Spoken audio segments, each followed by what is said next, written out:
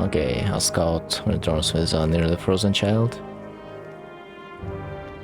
Stop the caravan, help the girl.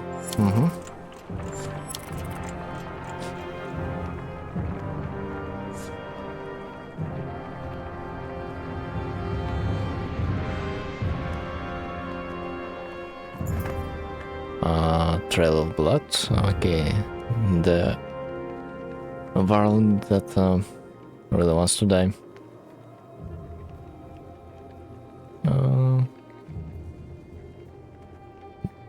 Man, I can leave the food and medicine and walk away since I don't have the food. That literally might be the best choice. Since I don't have anything to lose. You will fill a basket with food, needle and thread, and a few poultices. Bro, I don't know how to pronounce it. The varl grows as you place the basket close to him and walk away. The next day, the giant catches up to the caravan and says, "I will fight for you." His eyes are clear and determined. Huh? Plus one varl? Plus 10 Renault. Huh. Interesting. That was the best outcome, seems like. Okay, it appears that large figures falling from the direction in the roof. Okay, we've got a few friends back. We've been great as ever. I've been quite a while since we talked, hasn't it? I know you've been. Never imagined you to be one to defy the king. What made you leave? Someone had to. What do you mean? Below is heading this way already? How is that possible? A group of varl from Vermintide showed up around the back of Inner Toft the long way. Below and his army chased them across the summer path, they said.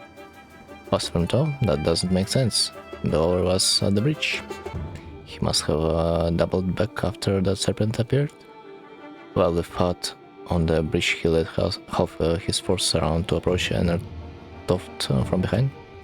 The attack on the bridge was a feint. Don't let anyone tell you the Dredge aren't clever. Inner Toft will fall within a day. Maybe not, he's following you. I thought one of you might know why. You exchange nervous glances, but nobody speaks up. Must be me, then. Is there something I don't know? That's quite a grudge he's holding if he's coming for you, either. It doesn't matter, our only chance is to get to Sigerholm. Juno will know what to do. Well, I'll join you. I come bear and supplies and warriors who would be happy to kill a Dredge or two, I believe. Let's go, dude. Let's go. 6 days of supplies.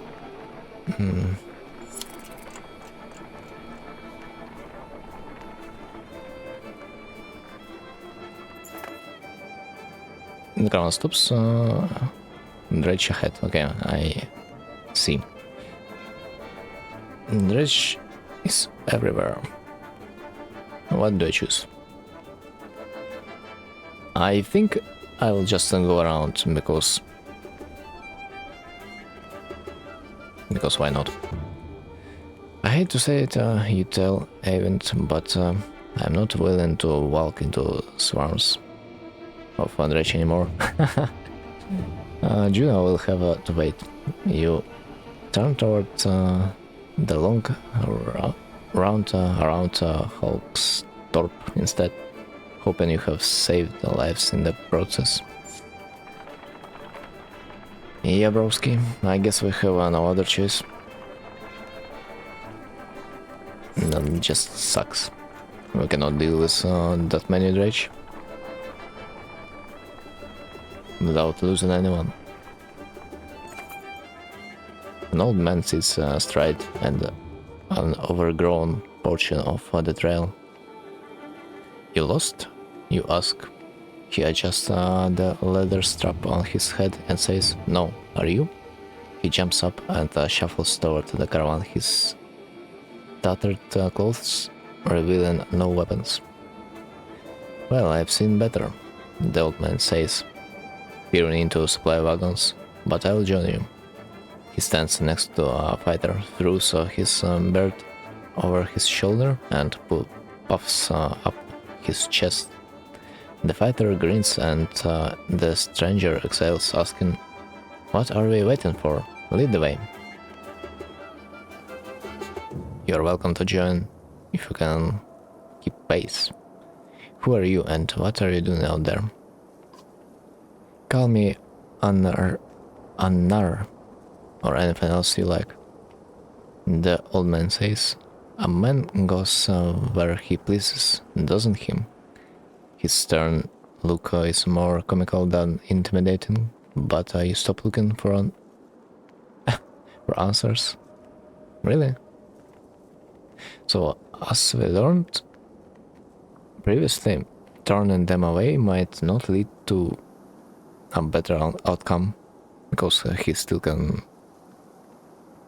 take my food away with no one objecting it. So I guess you're welcome. Keep pace. The old man puffs through his mustache. No flitter and an old owner. And husbands mind your wives. Man, what? I'm cursed with the golden tongue, not silver. The caravan enjoys good laugh as they start moving once again.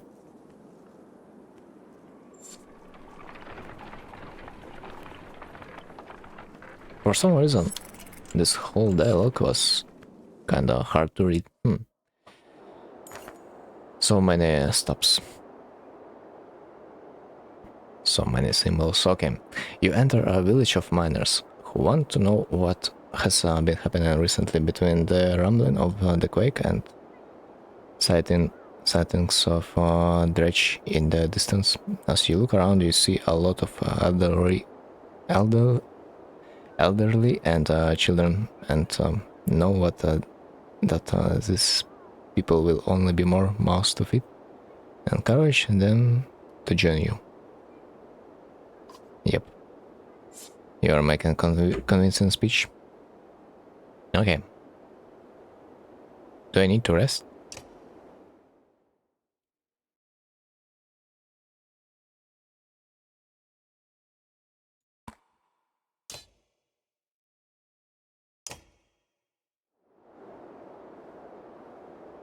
I guess.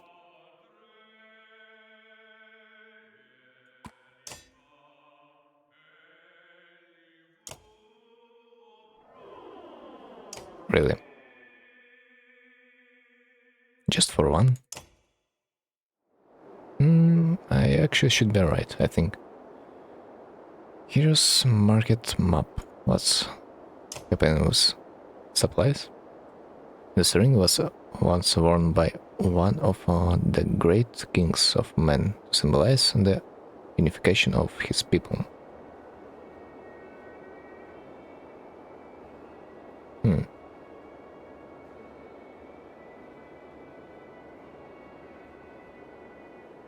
On the paper that looks actually good.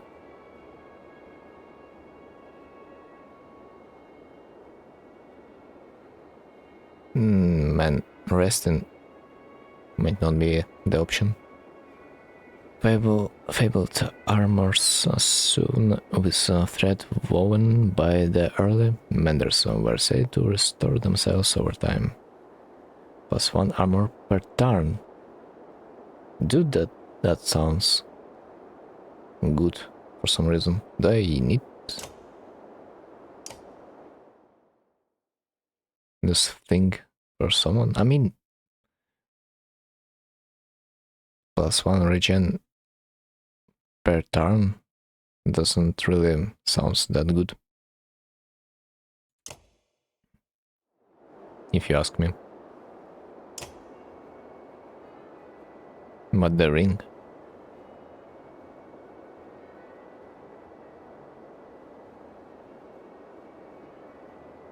Nah. Anyway, let's go further. I think we don't need any more rest. Probably should buy a few more supplies. But no. Maybe someone will join us again and bring some supplies with them. Look at that, shoots one of your clansmen. The caravan stops to watch and rage pulling into the village. You just passed through. Okay, I hope anyone who stayed behind got out alive, says Alet, but you have your doubts. They're coming, says Ivor, pointing out a line of dredge leaving the village and marching toward you. As you watch, the dredge in front falls over. Then the one behind it falls as well. You hear a twang to your left. Neat. The archer student of Olive's, who you recall deftly shooting a snow rabbit, is firing arrows down the hill. Another dredge topless. That's incredible, says Olive, squinting, but we shouldn't get out of here. That's right, let's go. We can return to village. We're looking for survivors. Can we? Actually.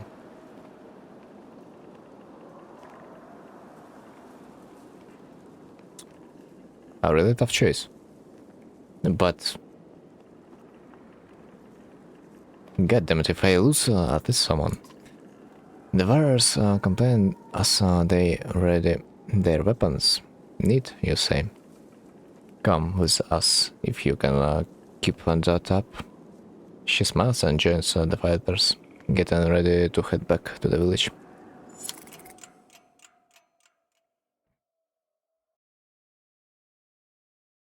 So,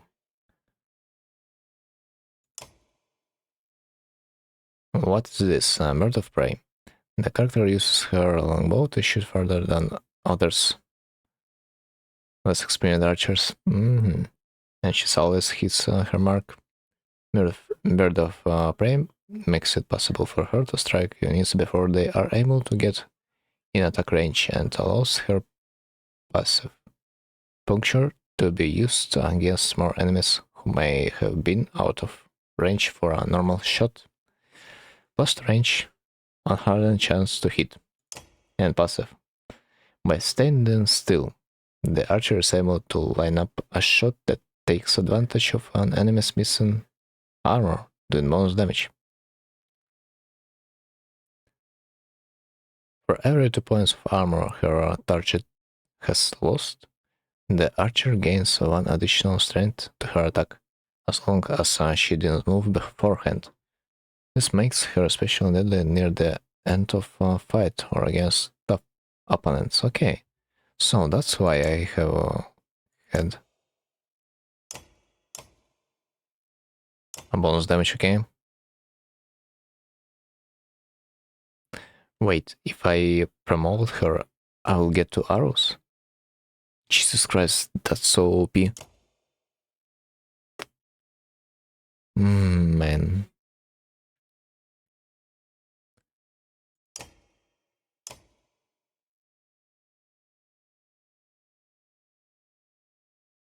Dude, increased range sounds quite good.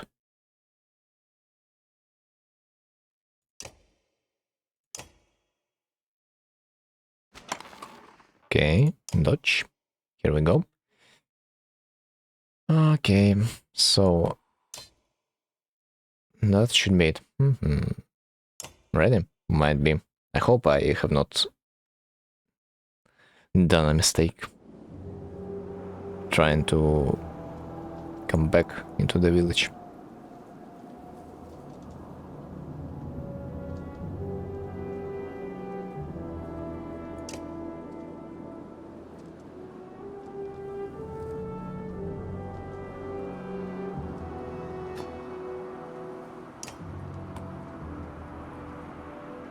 Oh man, it's actually quite interesting if you think about it. The layout looks really good. I might actually use my ability just right now, but it doesn't seem Like, he's gonna take a lot of damage though.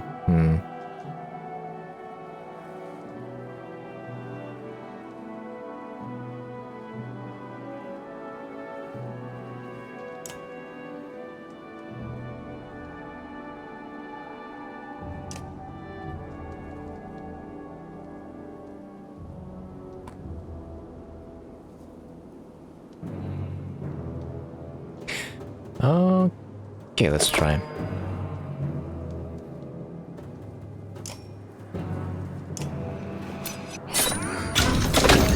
I mean, probably better than nothing.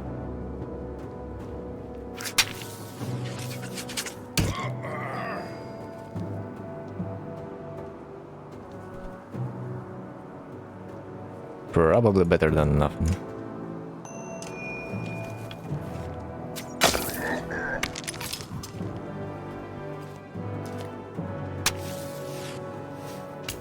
Ha! Are you kidding me? Okay. This guy is probably gonna be like the last to attack, which is good. So I can make space for myself.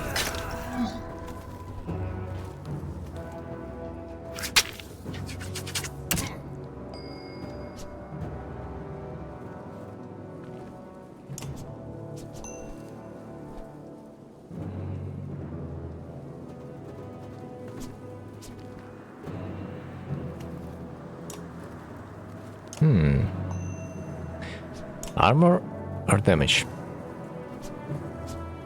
Really hard to say.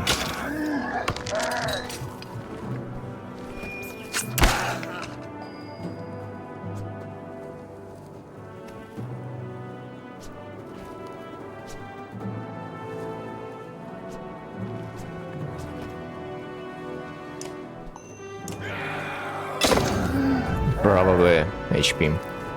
So in the end, he decided to surrender. I see. I need to get out somehow.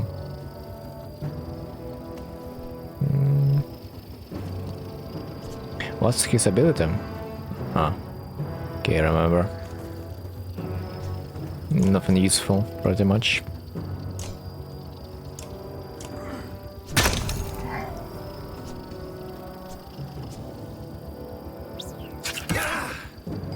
God damn it, man.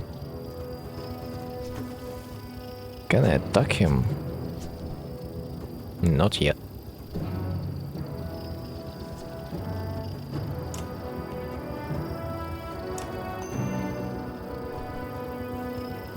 I mean, it's probably better to kill him. I'm gonna be real.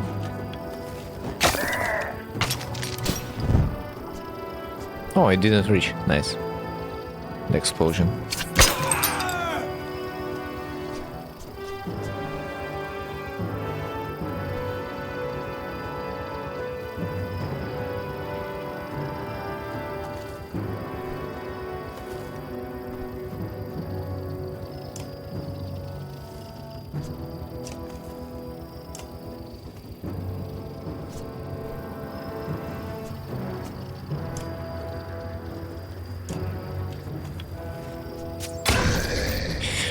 I think I won't risk it, just gonna finish him off.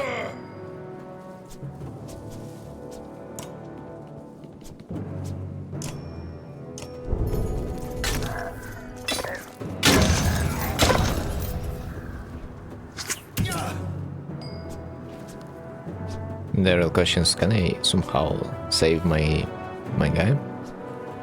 Maybe I can, you know, maybe I can. He has 8 armor, so I need to patch him up for 3 more. 1, 2, 3. Should be 3, yeah? And dodge. Could not be any better, man.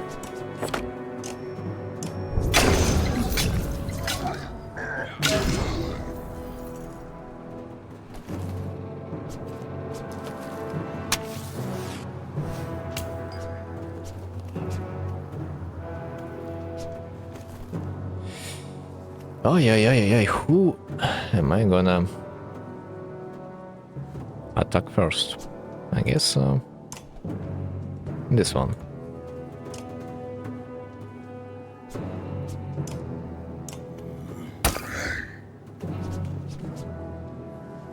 And he walked back. That's funny.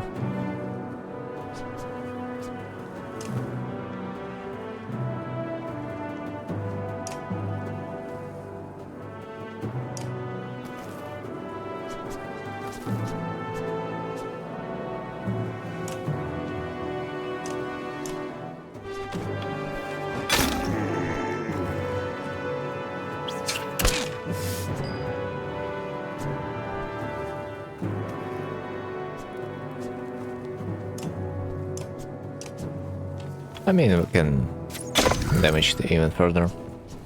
I do glad to know that she has bonus damage.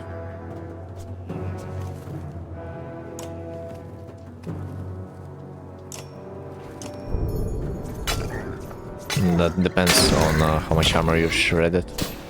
Oh shit, I forgot about bombs. Fuck me, bro. That was really bad. That was omega bad, I would even say. Man, that's unfair.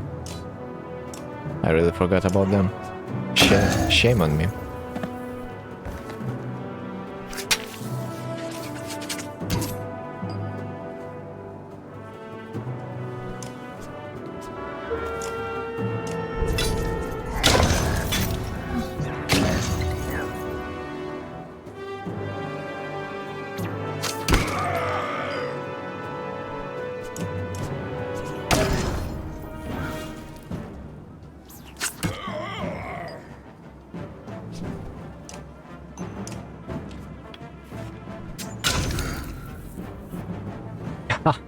Dude, I like the way he moves. I really do.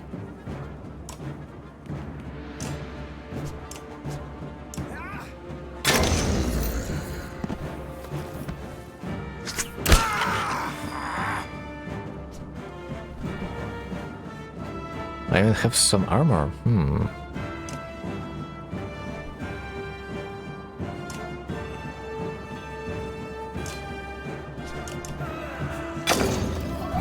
But can I afford to use my ability? Because that will cost me quite a lot.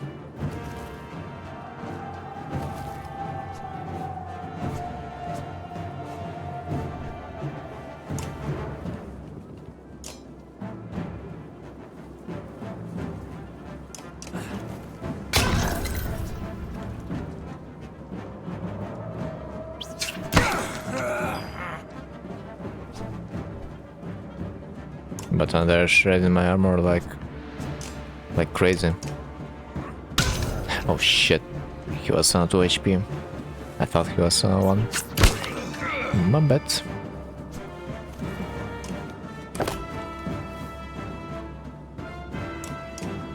%90 chance, no way I'm gonna miss. Am I? Dude, that sucks. I hope there's not gonna be a second fight. Yes, thanks. You're no gross. Injured Rook, but he cannot die. At least right now. Free Renault, always welcome. Just always welcome. Mordrich are on their way, pouring out of the summer path.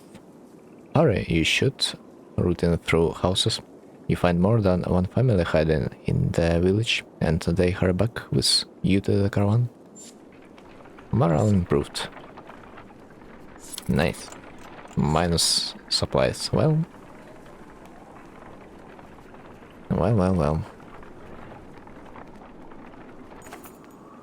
Well, tended farm with plenty of livestock draws the caravan's attention.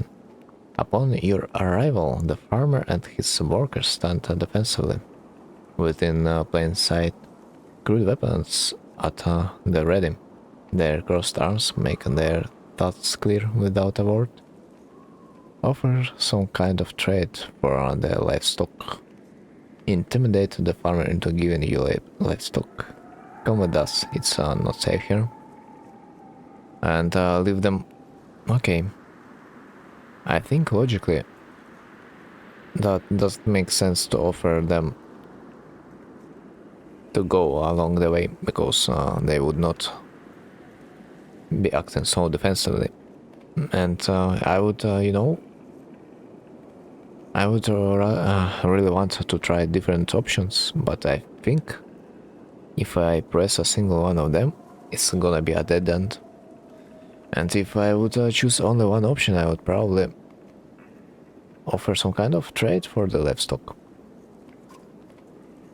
No big surprise, we would be more interested in the animals than me and mine, he says and spits. The answer's no, and I'll have this man watching you, so none of my livestock just happened to follow you away. Okay, so I have another option. Leave the farmer and livestock alone, threaten the farmer. Imagine a threatening would work, like this man has like, how many? Maybe 20 troops? 20 guards, yes? And I have a freaking army behind me. Dude, if this threaten attempt would fail, I don't know. Your warriors step forward, unshedding weapons and practically growling. The farmer's men blanch and step aside as you choose the hardest beasts. The farmer has the sense to say nothing, though the expression on his face stays with you for quite a while, even after you are away. You catch a glance of Alette, who stares at her feet and does not make eye contact with you. Well, Alette, you know, at least I have not killed them. Nice. But I definitely needed those supplies. Like, don't get me wrong. They are gonna be dead anyways. So why not? Taking whatever we can take. Usually I wouldn't try to take it, but it's just the supplies are gonna be gone anyway.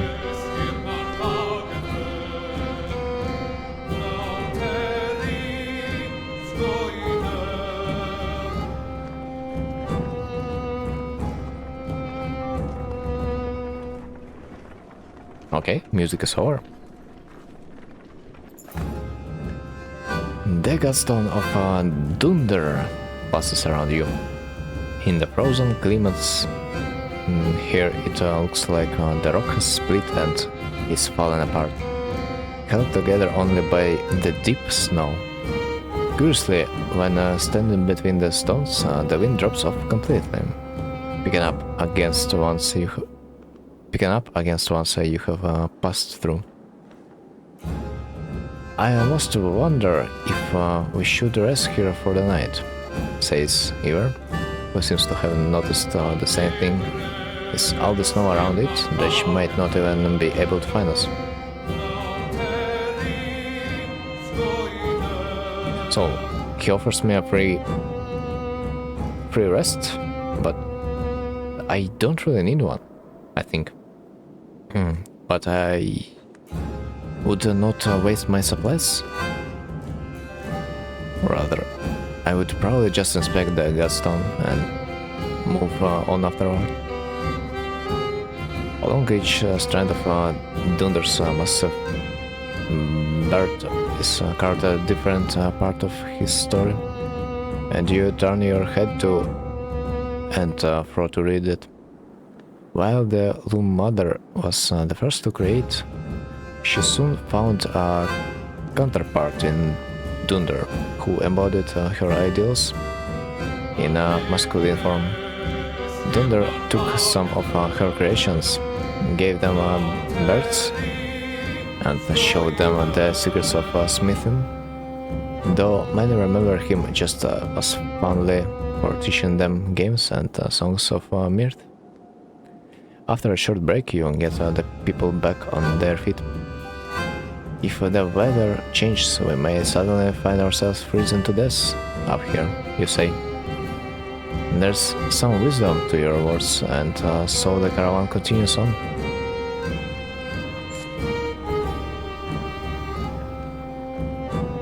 Huh.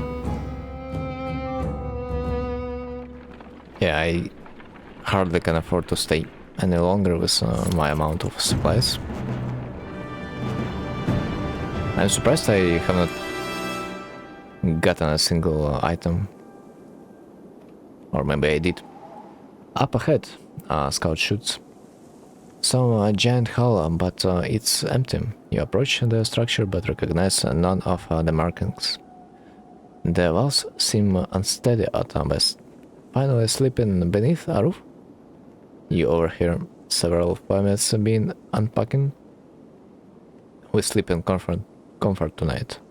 Keep everyone back until you are certain it's safe. It was abandoned for a reason, leave it.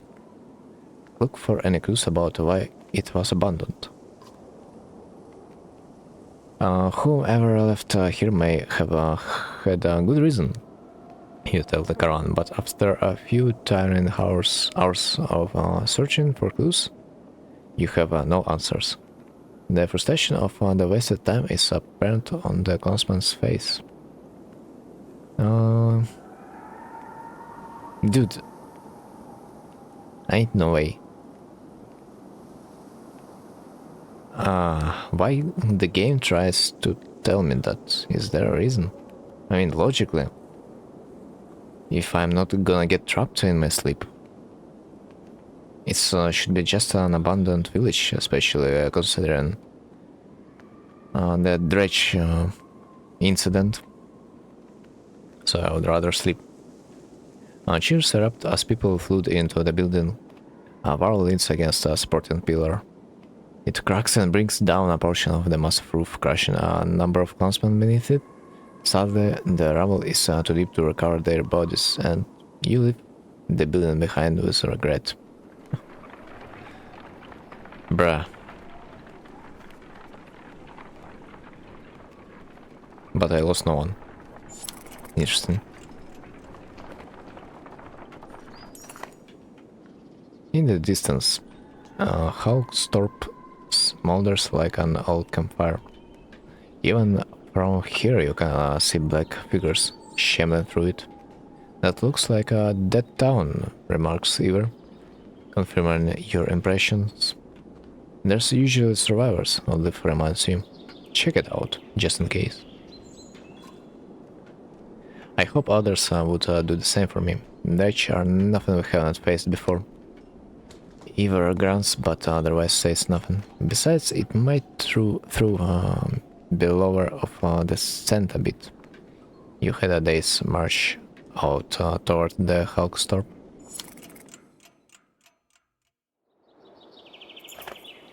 As soon as you have stepped foot in the small town, you think you have made a mistake. It's thoroughly littered with corpses. Within moments, the dredge are upon you as though you stirred up an angry hornet's nest. You draw your weapons. Well, it sounds like a free experience to me.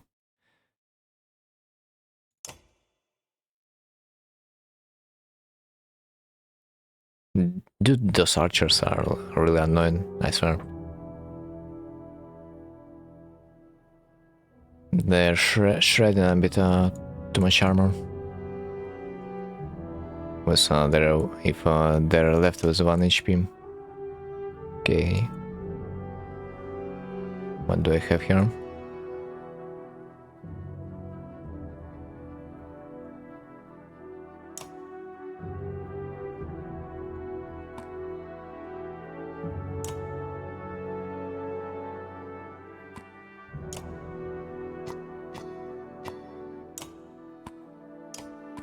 I think this little group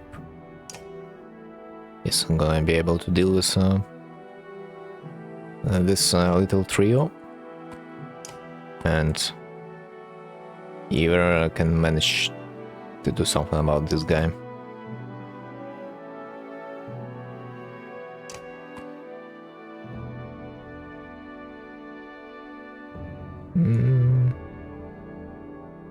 Alright. Honestly, I'm starting to think of placing this guy to move first because he can cast a really powerful spell, which would be really useful over there.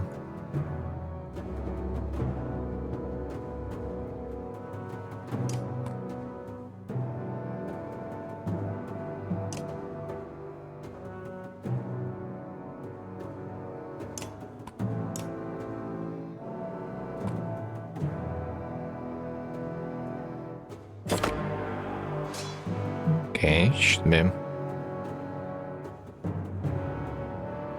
be better. So who's gonna head? So okay, this guy's gonna be the first one. Then this.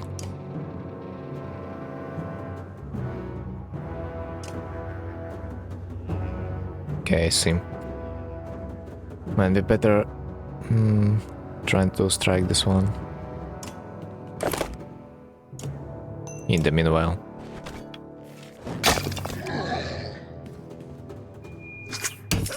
Holy fuck, man.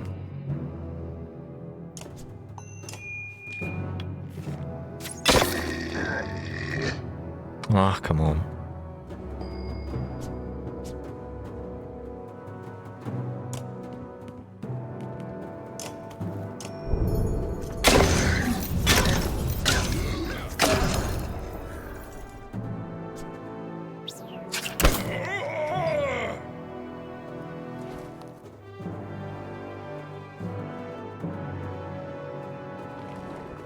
Okay. I cannot reach anyone. Oh man, that sucks.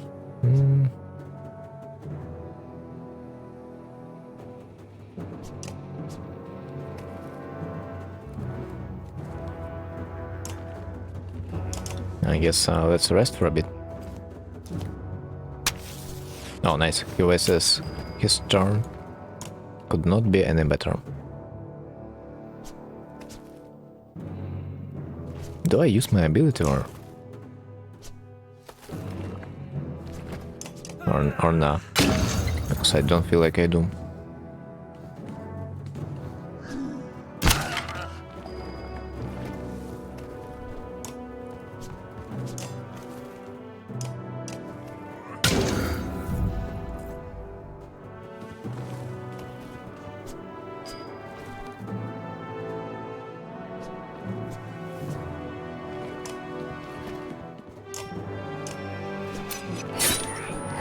Does it even make any sense? Not really.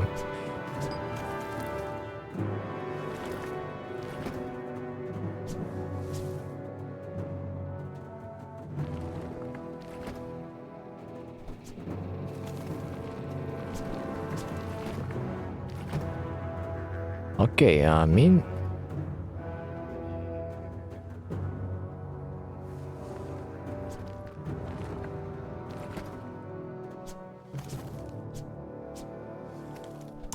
I can kinda block him like that.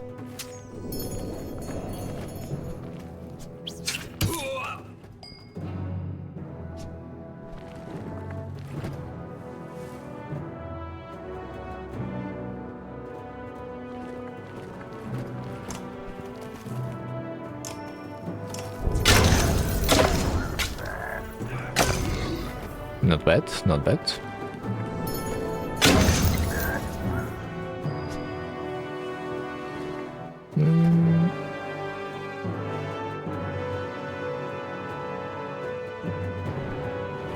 I think I am just gonna run away from him whenever I can. Whenever I absolutely can, bro. I also may try to shred his armor, but doesn't seem like that's a good idea. You know, I can just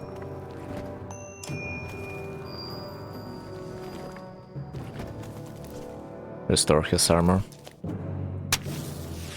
Oh, even more bombs. Nice.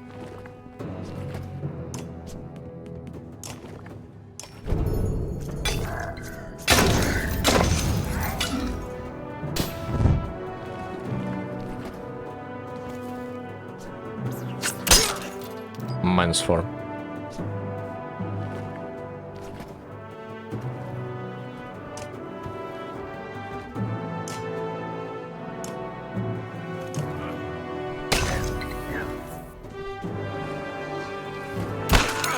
Okay.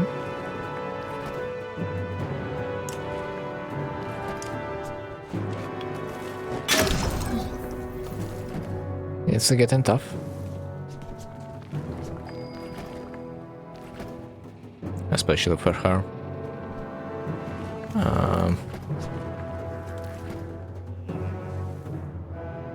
Can I even run? Because I think she's dead, pretty much. Yeah, bro.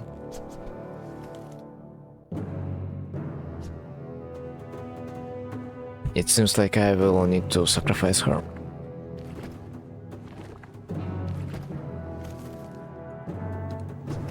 But before that...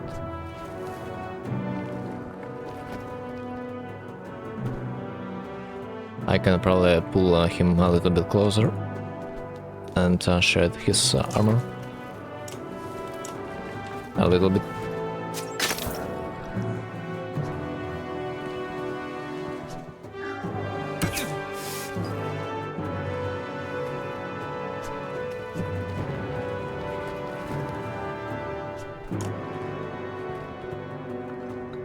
Oh my god, man.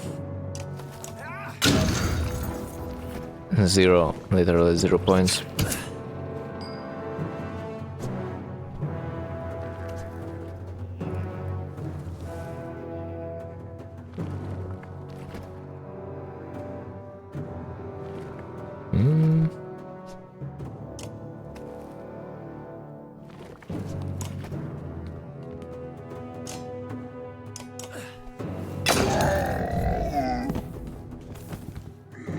Rip. Goodbye, goodbye.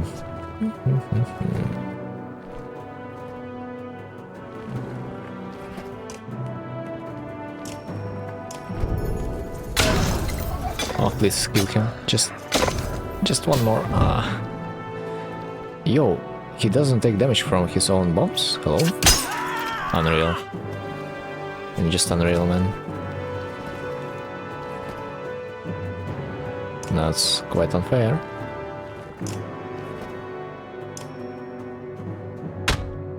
I hope that's gonna be enough. Is it?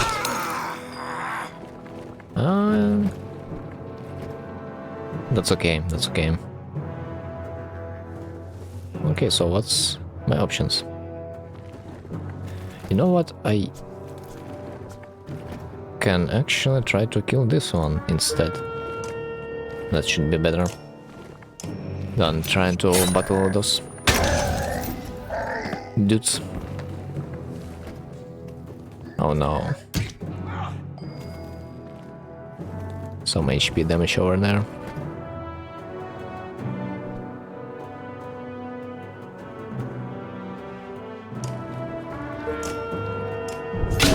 I really want to kill annoying archer, maybe.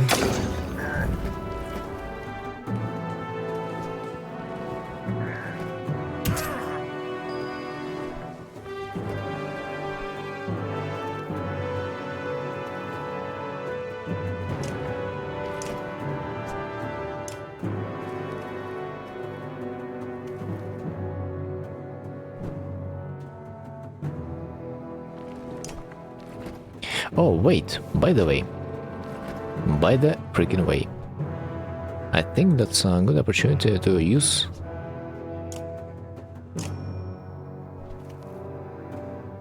my lightning. Finally.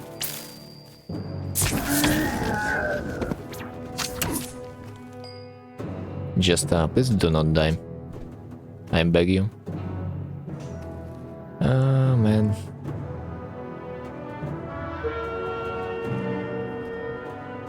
Oh. Damn. He had a spell point. I haven't noticed.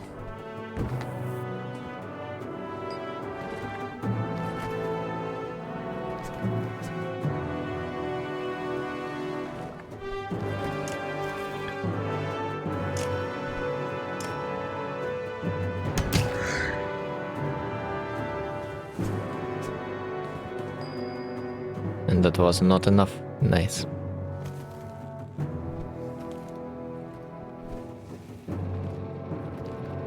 And this guy. Why do I feel like he will be able to attack me? I definitely need to retreat just like a little bit.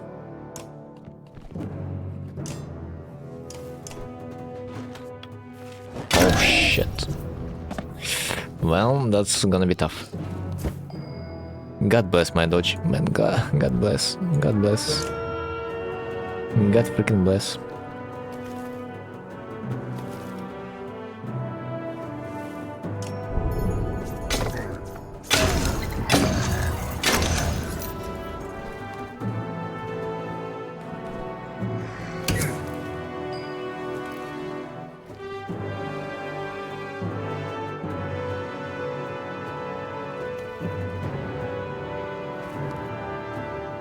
All right.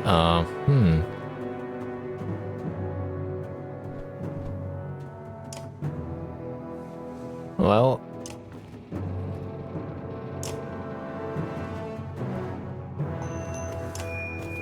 I don't know.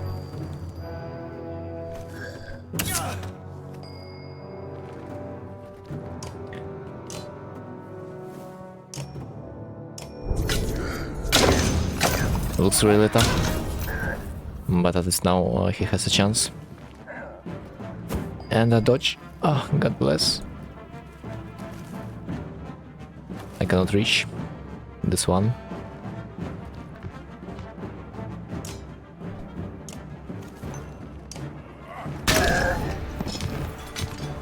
But at the least now I can pillage. This is really good.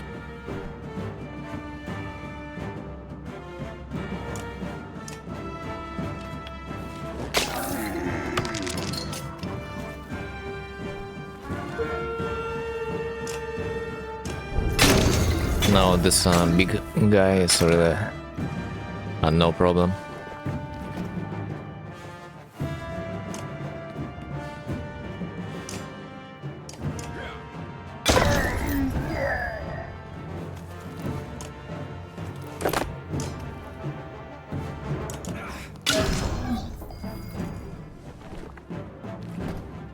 Okay, do I kill him? I mean, I want to give experience to someone else.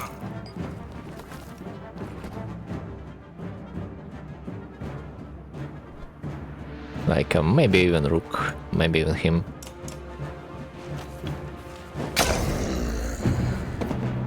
GG. Damn, Outlive is dying second time in a row. Feels bad for her.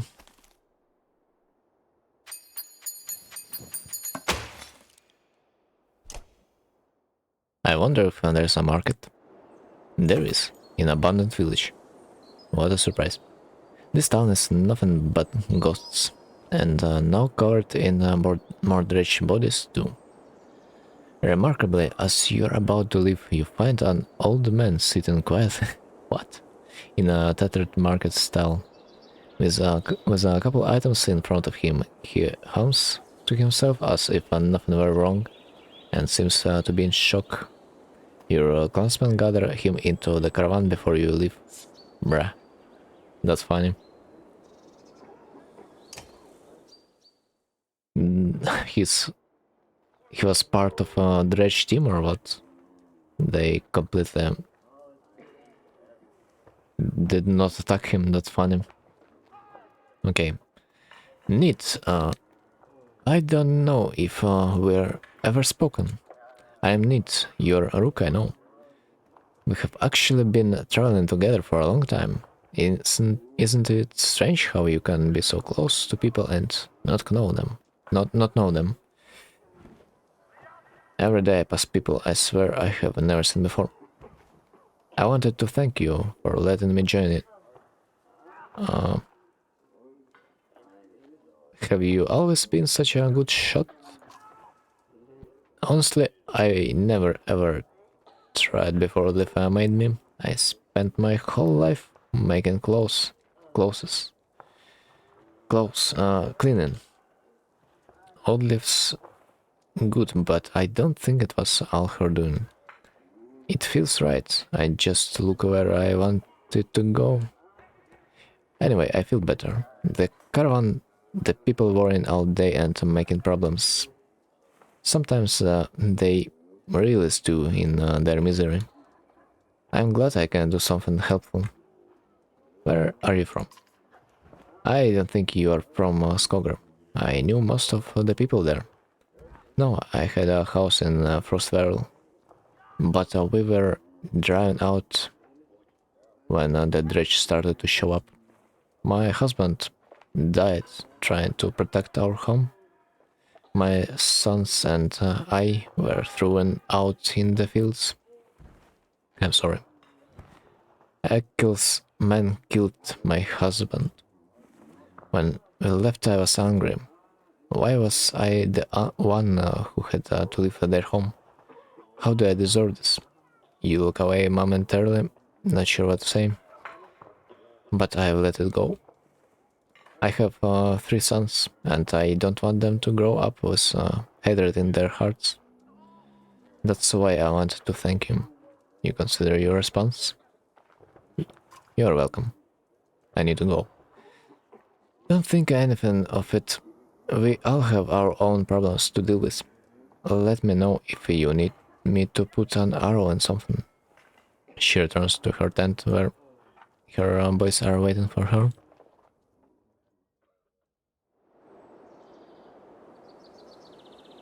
Do I buy some food?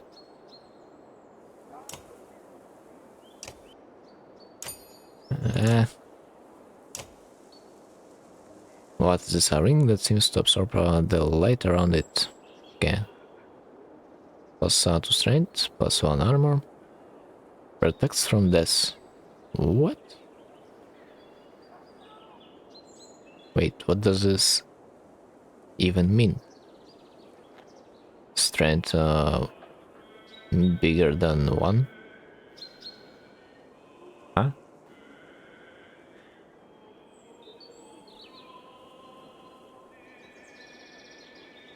If only I would ever... dude, this game really lacks some... really like a proper description on the like side of the screen. Anyway. Who's injured? I can wait one day.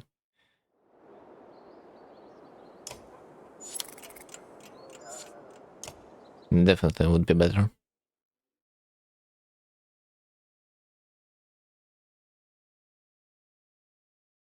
Are they never gonna get healed or like what?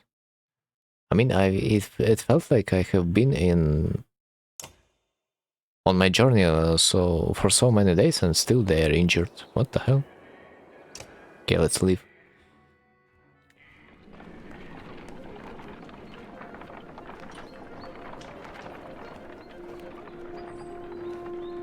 But then again, I feel like they're not gonna get healed if I don't have my supplies.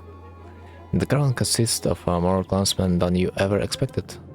Accusation of stolen chickens, missing heirlooms, and concerns over daughters' virtues are the sorts of things you hear relentlessly.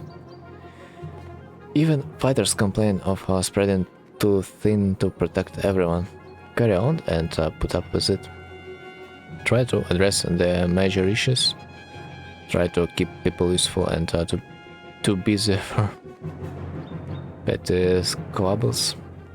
Form a council to handle these problems. You know, that's might be the best choice. You select a few older members to solve everyday issues, but in fighting natures their progress. Other members feel they could do a better job. Ultimately, while it buys some time, the council dissolves. Tired of the thankless and demanding work. Huh. Fuck. Was there a better solution? I wonder. It felt like... no.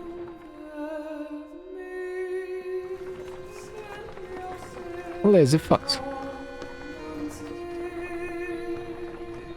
They were tired of work, thankless work, while eating my supplies and doing nothing. Okay, okay. The godstone for Ingrid, goddess of knowledge, looks on as the caravan takes a much-needed rest. Ivor shoos some children away from a solitary dredge slinger lying dead beneath the stone. Should we be worried about that? You ask Ivor, pointing to the dredge body. I don't think so, he replies. Still couldn't hurt to have a few guards look around. Hours pass without warning. Inspect the godstone. Ingrid's godstone is carved with ancient runes, which don't make much sense to you. Though Evan tells you some of the Menders have deciphered them, it's how the Menders learned the language of the gods. Past the largest stone, a long series of slabs contain more writing all the way down the hill. The odd thing, he tells you, is that the writing occasionally changes depending on who is reading it. Usually it describes the history of the gods, but it can be about nearly any topic. Sadly, Evan doesn't know how to read it himself. Juno could, he says. Morale improved, nice. As you're ready to depart, you hear screams from near the main godstone. The same boy, so curious about the dead dredge before our shrieking and pointing. For a moment you think it must not have been dead, but then you see that they have opened a weapon that was in the dredge's hands. Let me guess. He spreads disease? Wait, says Ivor, his arm across your chest. This shouldn't be seen. Get everyone away. A chill sweeps over you. Alet pushes past and gasps. Stop, shoots Ivor. But the curious onlookers have already seen it. Seen what? Leave it. On the ground before the dead slinger is a small stony figure. Its hands searching for something it can't find. That's a baby? That dredge is a woman? We have been killing women. We have been slaughtering women and children this whole time? Leaving them to die? In a war, it's only the males who fight. We have been fighting this dredge the whole way. Why are women with children on their backs attacking us? They're not invading. They're running. Everyone stops dead in their tracks. The entire caravan is gathered around, aghast. When I spoke to Juno, she told me something was coming. She didn't know what. A darkness. Something black is covering the world. And the dredge are running from it just as we are running from them. The serpent, the quake, it's all the beginning of the end. Ivor, you knew. Why? Why didn't you say something? Ivor, say something? When I was young, I killed one of the Thunder during the Second Great War. We called it race.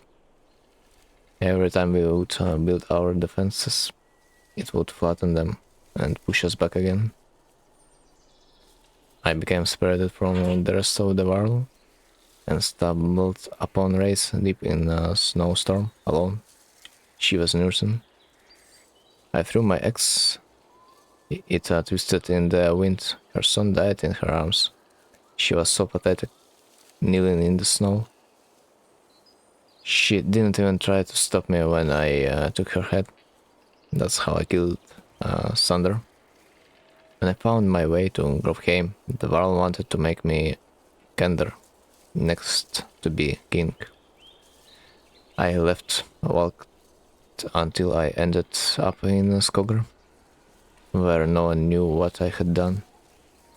The only sound is the wind blowing through the trees.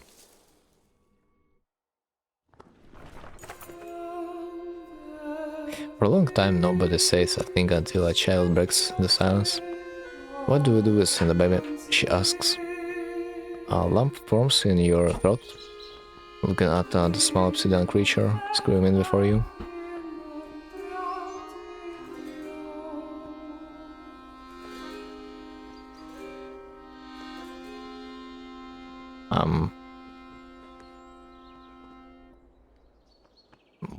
Why does it feel like putting it on a vote makes no sense?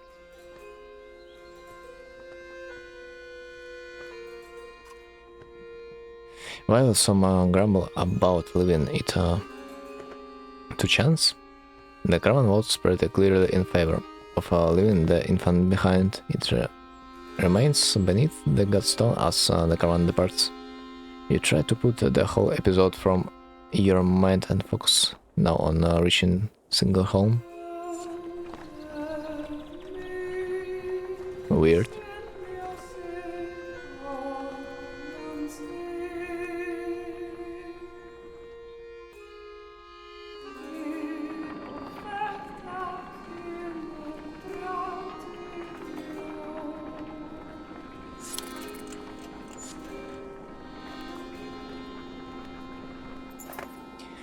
You are making the usual rounds when you hear a rather loud debate coming from the area that Varl have gathered.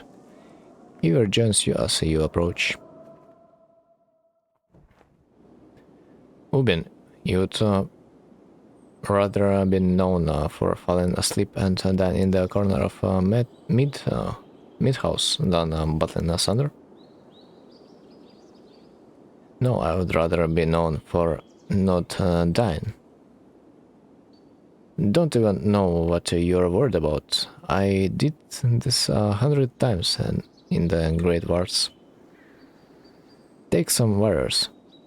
Blow headfirst into the dredge. They follow you into the hills and get lost. No, they are not following you. When you did this 100 times, did they have a bellower leading them? Have you never heard about the time I hit a bellower in the head with through necks? What is this about? Careful, my friend. A lot of old history getting thrown around here. The warriors were just nothing that there's a damn good number of dredge on our asses. Bellower pulling up the rear. This one thinks he can just wander up there and throw them off our tracks. How about some gratitude? Thought you would be happy to finally be oldest Varl in the land, Ubin. I'm never happy to lose more Varl, Groomer. Besides, I am not convinced you're really older than me.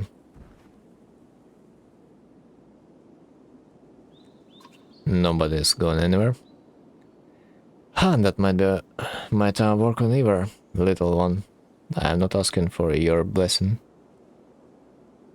In the old days, I'd already be halfway to the battlefield by now.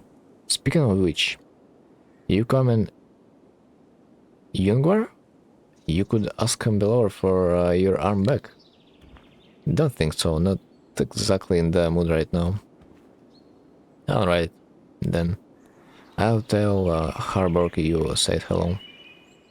Groomer and good many warriors head out toward the growing army of dredge. Is he dumb or what? Is he going to come back? He always has before. But this time feels different, I fear. Like, really? Haven't he seen what was happening on the bridge? Like, he lost his mind or what? But whatever.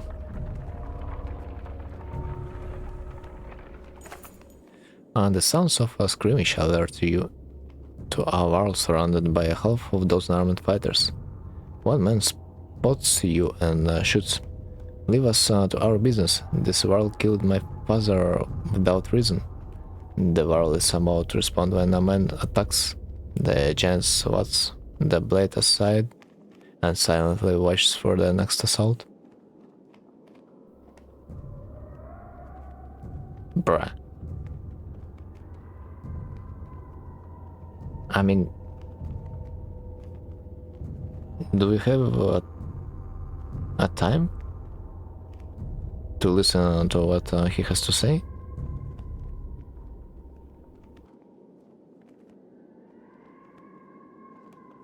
Also, I would rather believe a world than a human. But I wanna hear what he has to say. The world shrugs, as if unconcerned, saying, "This one's father and I had a business deal. He lied, now he's dead." Lies? Lies? Shoots the man. You murdered him over a lie? You coward. The man wildly attacked the world, who deflects them well enough, but you're uncertain of how long he can keep up. Man, I'll be honest, I would rather defend the world. Ever, you say, we could use any world with a good sword arm, couldn't we? He nods, readying his weapon. The man immediately back off. The prospect of fighting your entire army is suddenly unappealing. They watch from a distance, shooting up sentences and something about injustice. The world turns toward you. Do not need the help, but if I'm going to travel, it may as well be in the company of other world. He falls in line with the others, and you return to travel. I have one world.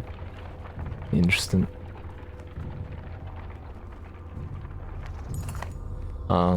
Gather around. Oh, wait. Krumer is returned already. Interesting. Or isn't... Is that Krumer? It looks like, at least to me. So, gather around, daughters. Echoes shoot in the distance as Krumer and his band of idiots break through nearby foliage.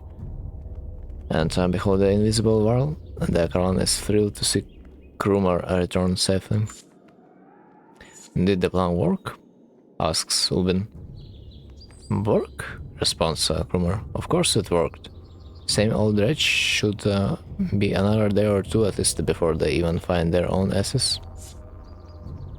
And if you apologize, I'll tell you how I found this. Krumer says, tossing you a pair of leather gloves that'll look big enough for a whirl.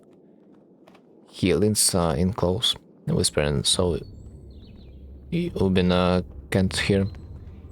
Had something to do with Raven's nest and hair tie. Well, I thought he's gonna be dead, but apparently he's alive. As Sigurholm approaches, we fear the worst. The once calm lake surrounding it now looks like a bowl that has been flipped. Proud home sinking into muddy water. A side effect of the quake. What has the rest of the world become on the other side of those mountains? Yikes.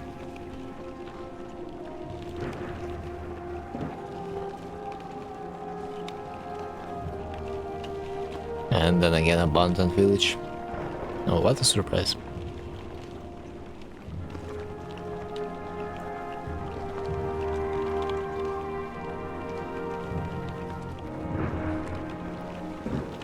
I mean, I am surprised to see abandoned village, but for some reason we can see some fights here and there. For absolutely zero reason. That's strange. One catastrophe to another, says Olaf as you pull into Sigurholm. The town appears to be sinking into the lake. Townspeople peek from dark windows and makeshift holes further up the hill. No, says Avent, looking frantic. Where is she? He runs to the front of the caravan, looking out over the water. Gina isn't here, and you get the creeping feeling you're not welcome either. Going upriver looks out of the question. The beach is bare, aside from the occasional skeleton of a ruined fishing boat. You reluctantly set up camp in the sinking town. Oh, so this town is not abandoned yet. Interesting. All I'm saying is, how long are you willing to wait?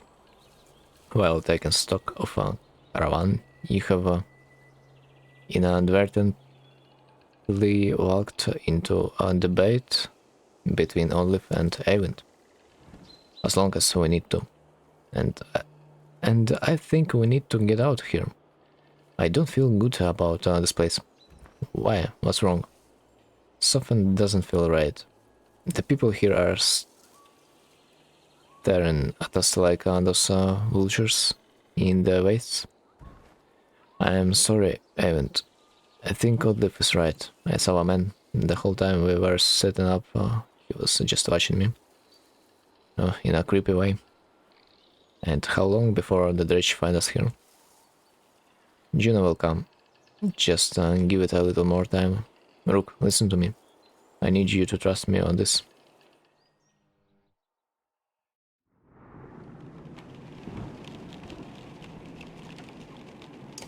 Are we healed? Almost healed.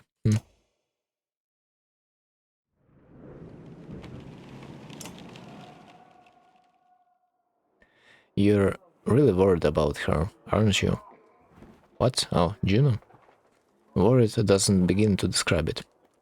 If she doesn't find us here or something has happened to her, are you sure what you saw was real? It could have been a dream or I don't know. You were pretty exhausted. I don't know, to be honest. I'm not sure anymore. Everything's a blur. Don't tell the others I said that. I have had hope it wasn't just a dream. What it's like to be a mender. Being a mender, I guess I never really thought about it like that. It's just a part of me. They knew very young that I would join the order. Born into it, you could say. My mother and father, both menders. The guild is for lots of people now, builders and healers. Do they all pull lightning out of the sky? No, that's not normal. It's one of the reasons I know Juno. She's one of the council. She helps me control things like this, so we don't end up scaring people. How exactly does weaving work, anyway? Well, the hardest part is usually seeing the threads. Everything is part of the tapestry. It's made of threads woven together. If you can see the threads, you can manipulate them. I don't know how to explain it, really. It's like trying to play a harp with invisible strings. Look at my stuff, for example. Some menders carve intricate patterns in the wood to help them remember the shape of... like I said, hard to explain. Well, that does not explain anything. Why is Belor still following us? I saw Grafheim is set burned. Evan gets a far away look in his eyes. The thunder blew through it like a tempest. The world fell in the thousands. Most of the thunder left the city and headed south. Who knows where they are now? They might be destroying every town they come to, or heading toward Arberang. Belor stayed in Grofheim just for the sport of it, I think. Also, we fled to Einertoft. I thought he must want to wipe the world off the map completely. But then, he came after us. Maybe he knew Ivor was the one who killed Wraith. Maybe. But let's just make sure he doesn't catch up. Do you think this is the end of times? I don't know what to think. I wish I could give you a better answer. Even if we escape the dredge, that serpent said darkness was covering the world. I don't know how long that will take or what it means even. I'm just trying to solve one problem at a time. The Menders are in our Perang. If we can find ships and make it the capital, we might have a chance. Well, see ya. No, it's okay, Rook. I appreciate the talk. It's good to stay grounded. I spend all day worrying about serpents or thunder. I think a lot of people are intimidated, or scared maybe, of me. Don't worry, it's nothing new, I'm used to it. Maybe sometime we can talk about things that don't include the world ending. Yeah, what a luxury. Do I buy the food? Damn, the food is quite expensive. Or wait, that was the map. Do I have the market? Heroes, rest? There it is. Oh, powder, man, powder. Knockback on strength, bigger than 4. But okay, how freaking huge is that knockback, by the way? Can someone tell me?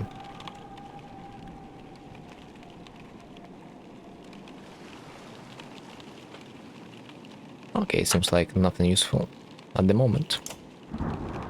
Oh, here's. Have I gotten new items? Okay.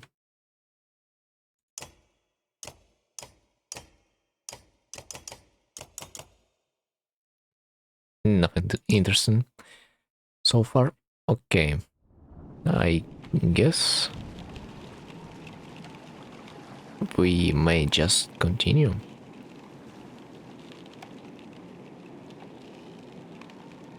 I mean, heroes? Map? Dude, I don't understand. Why do I need the supplies now? Especially considering my morale is always poor. That's, well, bro. I just don't need the supplies if I can't keep up my morale anyway. So why wasting my Renault? Then... Rook, wait please. I went back. She said she should be here. We need her. You can tell he's terrified of leaving us, though he'd be given up on Juno. Okay, just a little longer.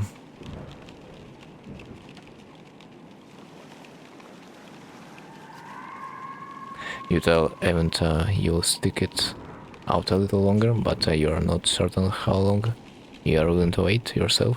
Every day lost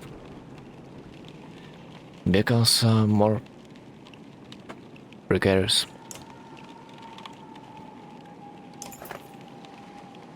A scuffle has broken out in front of the houses. Thief shoots one of your people as a group of strangers flee from your camp. Olive is already running their direction.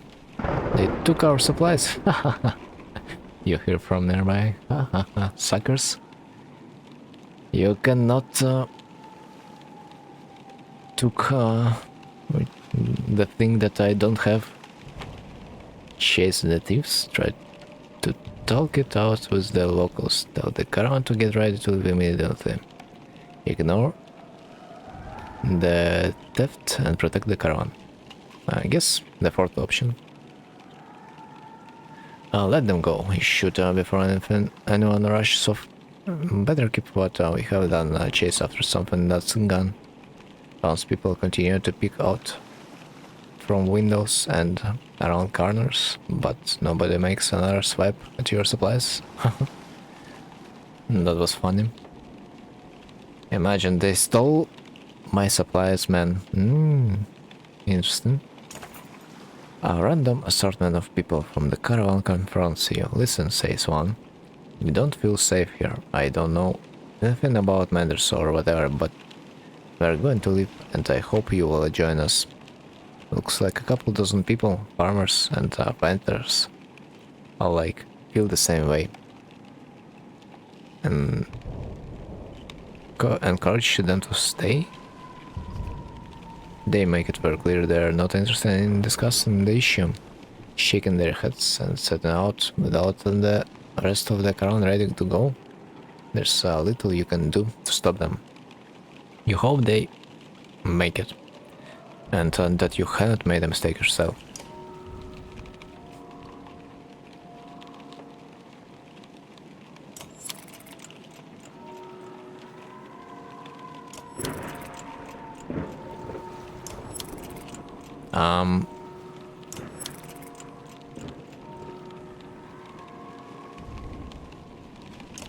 Dude, it feels like a trap. It completely feels like a trap to me. Like, what the fuck?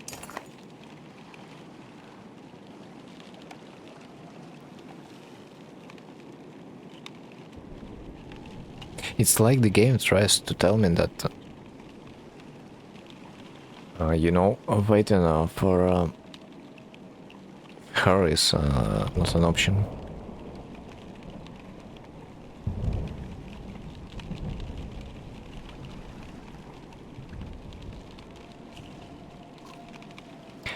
Ivan looks out across the lake with 1,000 miles there. He says nothing. We have got problems, says Ivor. The whole place is flooded. We could try to walk the muddy parts, but it will be slow going. We could try to float the caravan over the lake, but we might tip or get stuck. Or we could just go around the whole thing, but no idea how long that will take. What do you think?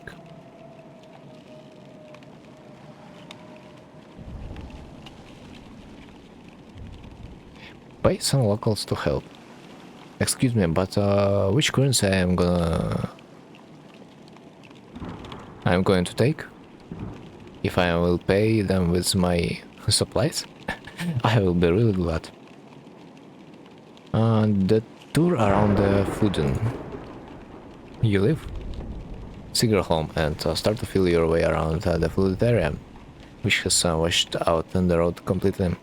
You continue far into wooded area, which slows you down even further. Already committed, you hope you didn't make a grave mistake.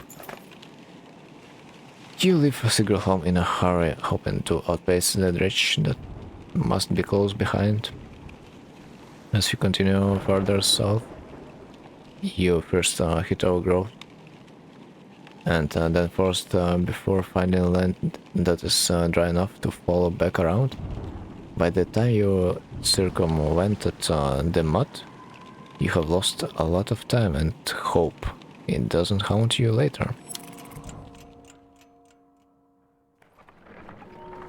Dude, why do I feel like waiting was not an option there?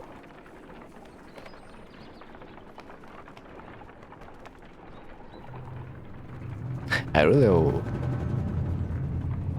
want to know if she would come, but I feel like she wouldn't.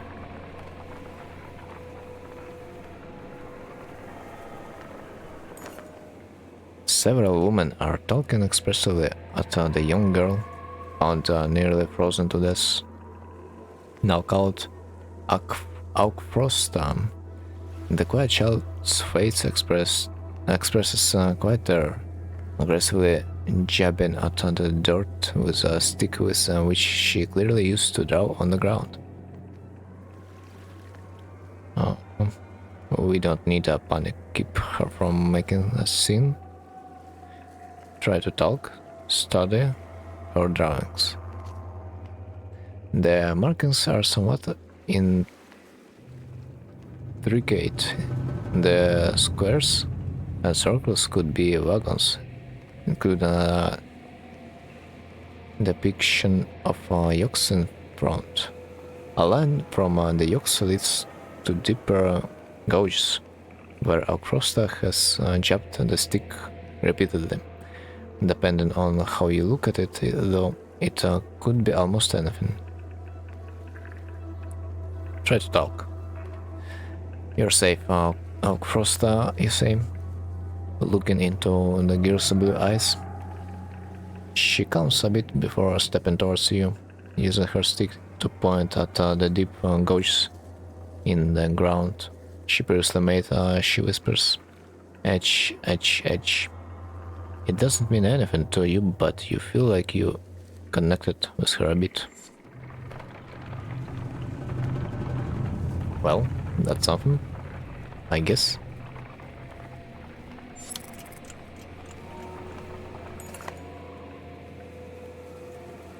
As you're about to head off to sleep for the night, Olaf pulls you aside. "I have a couple of concerns I wanted to speak to you about," he says, "in private. You find a quiet place to talk." "What's on your mind?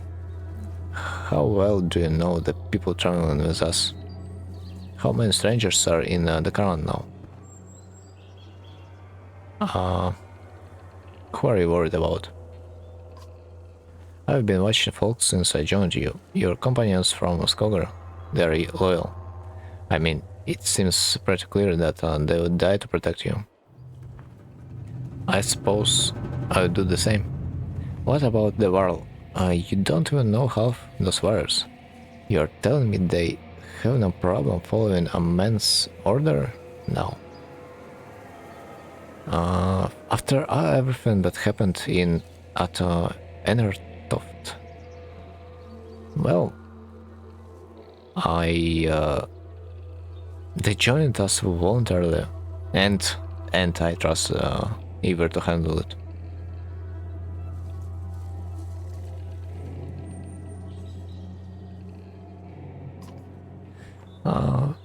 He's fearless, I'll give you that, but look at him, he's rugged.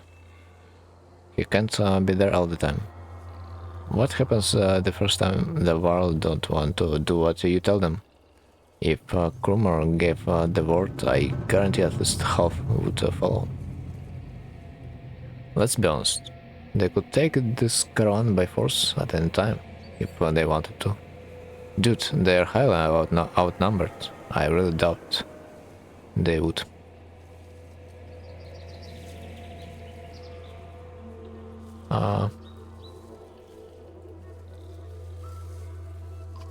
They haven't? Doesn't mean they won't. They're not the biggest problem though. There's a mender with us. A mender who pulls lightning out of the sky and tells us what to do and where to go. Myself, I think we lucked out when his mentor didn't show up in Sigerholm. Evans just the apprentice. What in the depths is his master capable of? Dude, I'm pretty sure she would not be shown up to us. Because if she would, and if I would know that, I would wait for her, just for fun. Sadly, I cannot save my game to try this option. So, think about it, Rook. What do you really know about Avent? I heard they were found practically dead in the middle of nowhere and the dredge started showing up. Then an enormous serpent shows up at Enertoft. After tearing the world in half, takes one look at Avent and bolts. But like, bro, who are you expecting to deal with the serpent? Are you gonna deal with him, or will you present the chance to some freak that can like pull out lightning out of the sky? Suddenly they need our help instead of the Mender Council? How does that make any damn sense? You don't You don't make some valid points, believe me. You might be distorting what happened. Or even it might be. I'm grateful for what you have done to get us this far, Rook. But it's always been about trust. I think it's time to part ways, so to speak, nothing personal. Suddenly you gasp for air. When you look down, Onef is holding a knife buried deep in your ribs.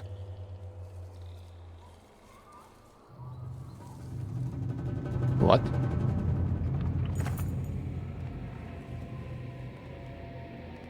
Did no fucking way. Your vision blurs and blood fills your sight. You gasp again. There's a... Did no fucking way this piece of filth betrayed us. No freaking way.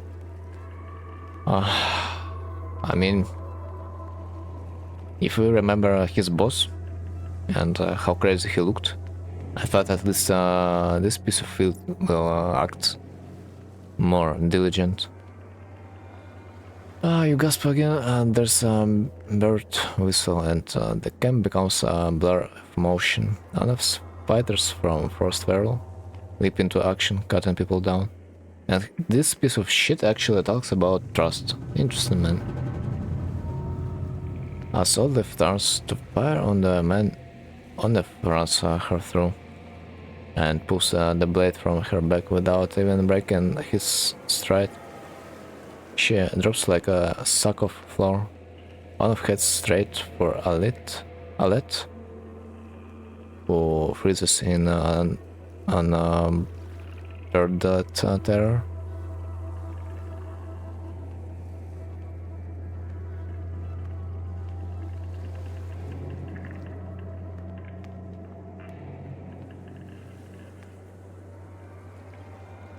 You rise to your feet through the pain.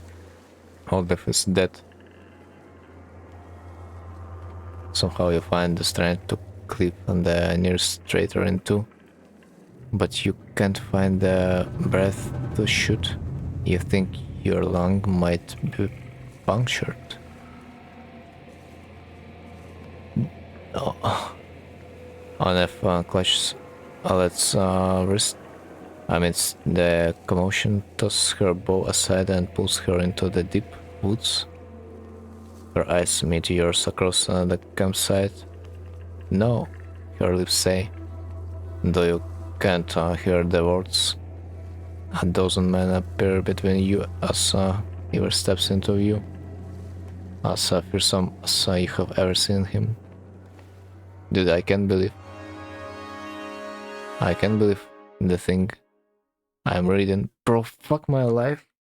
How the hell that actually happened?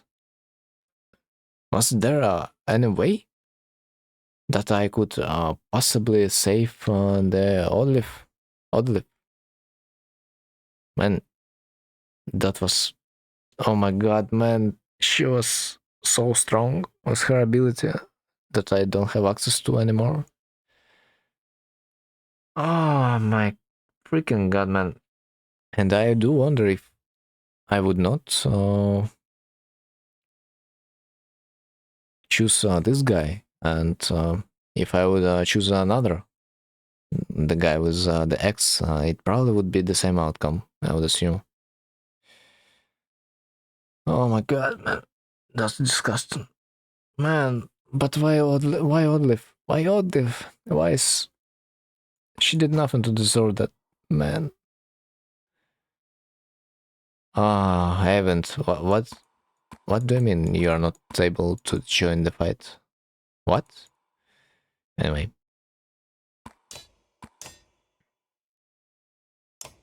I guess Need is gonna be our next... Holy shit. Her spell points. Welcome into the party. Gladly welcome. 13, 12. Armor is a little bit less. But spell points, holy prick. Dude, I will be honest with you, but she's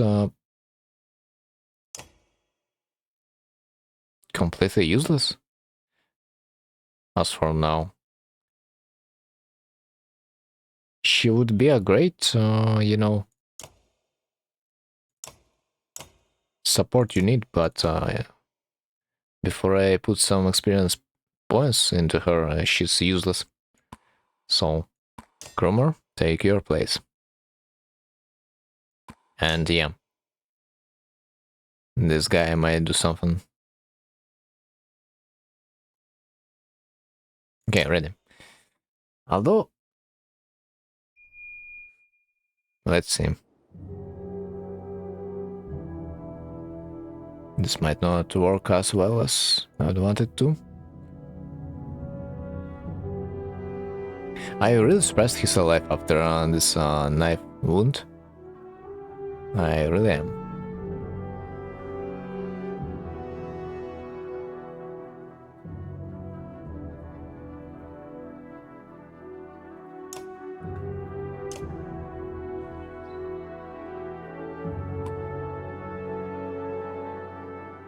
Okay, this is gonna be huge. I swear.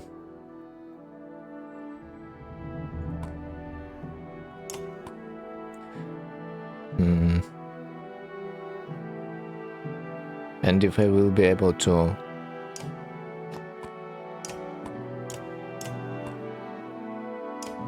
make them waste their time, that will be ideal.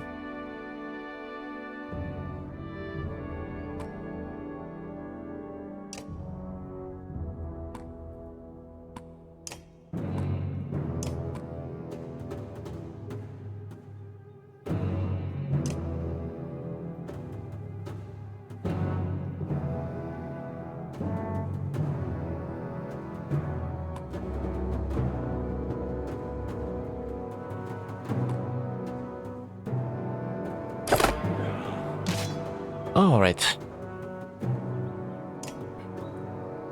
Let's show them some magic.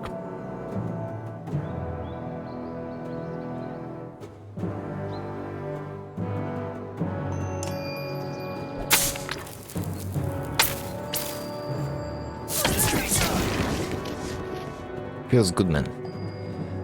If only I could do this once more. If only I could. By the way, dude, if he would beat the second, I could probably kill them all. I mean, not like he did zero impact being the first to attack, but if he would be the second right on this formation, but I could not know this in any way. So, okay. Who am I gonna attack? I mean, Archer looks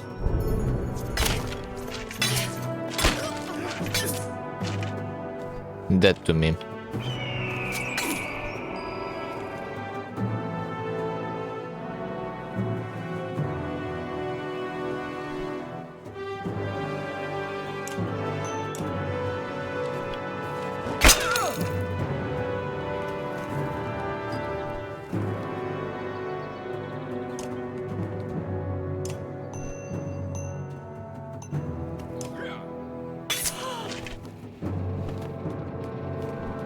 Ah.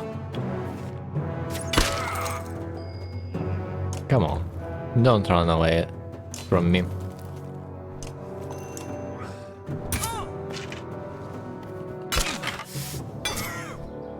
Okay.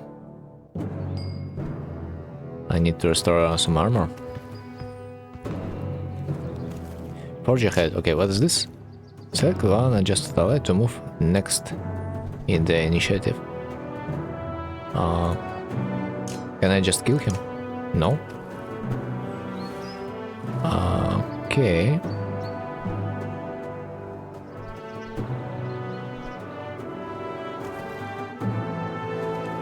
I mean, I can just make him low, so he will do less damage in the future.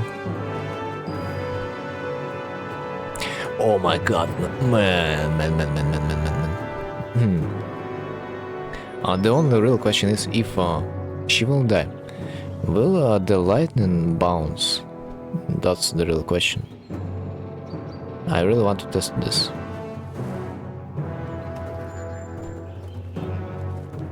So just for the sake of testing, on the most part.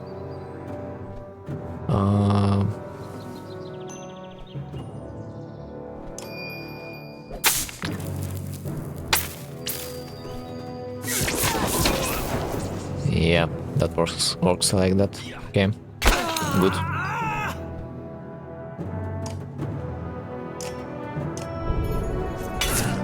Come on, RNG, please.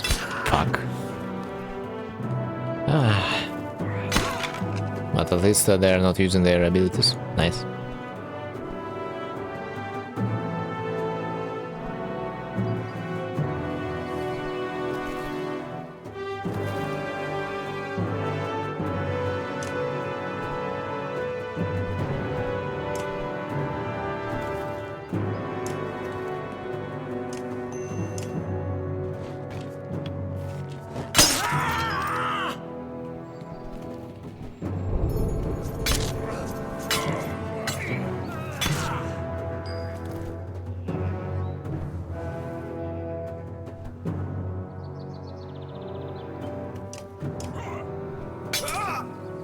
Yeah, they're really toxic with their ability.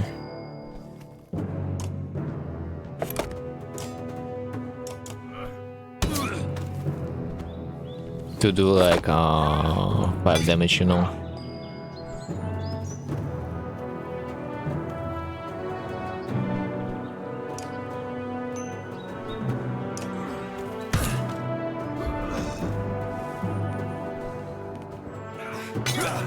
Holy shit. That cannot be true. I feel like I need to restore some armor.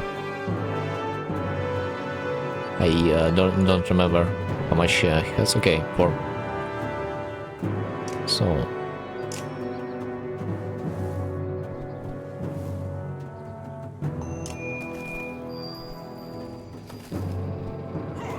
not bad, not bad.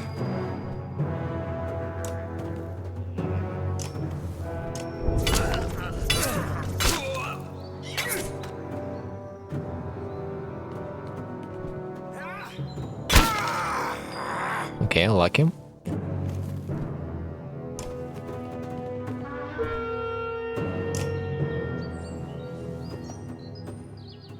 You know, that might not work. But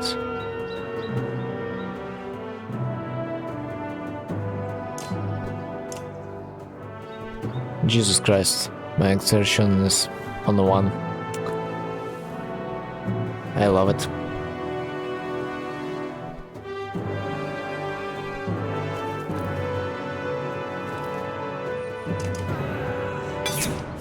Okay, we will wait for a bit.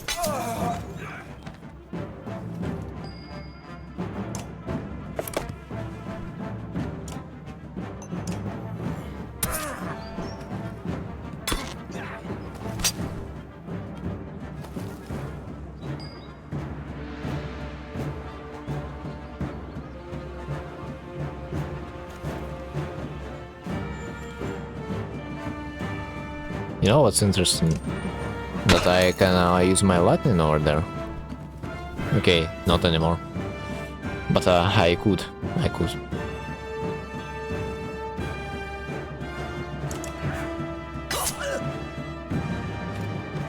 In theory.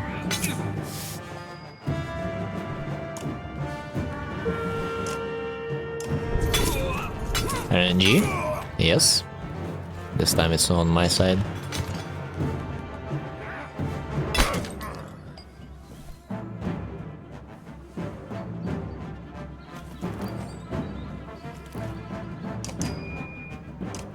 Let's give the skill to Igor. He deserved that.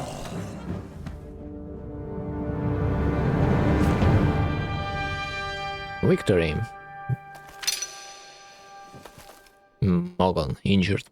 Sucks, but that doesn't matter, since I will only use his abilities. His HP counter doesn't matter. Where's let shoots Ever tearing through the nearest bandit, but you're already hobbling into the deep woods where they disappeared, ignoring the battle raging behind you.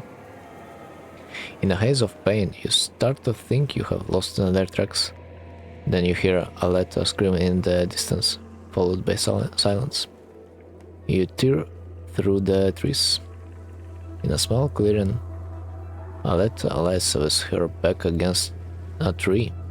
Her hands and her clothes are covered in blood. She stares vacantly ahead, unblinking.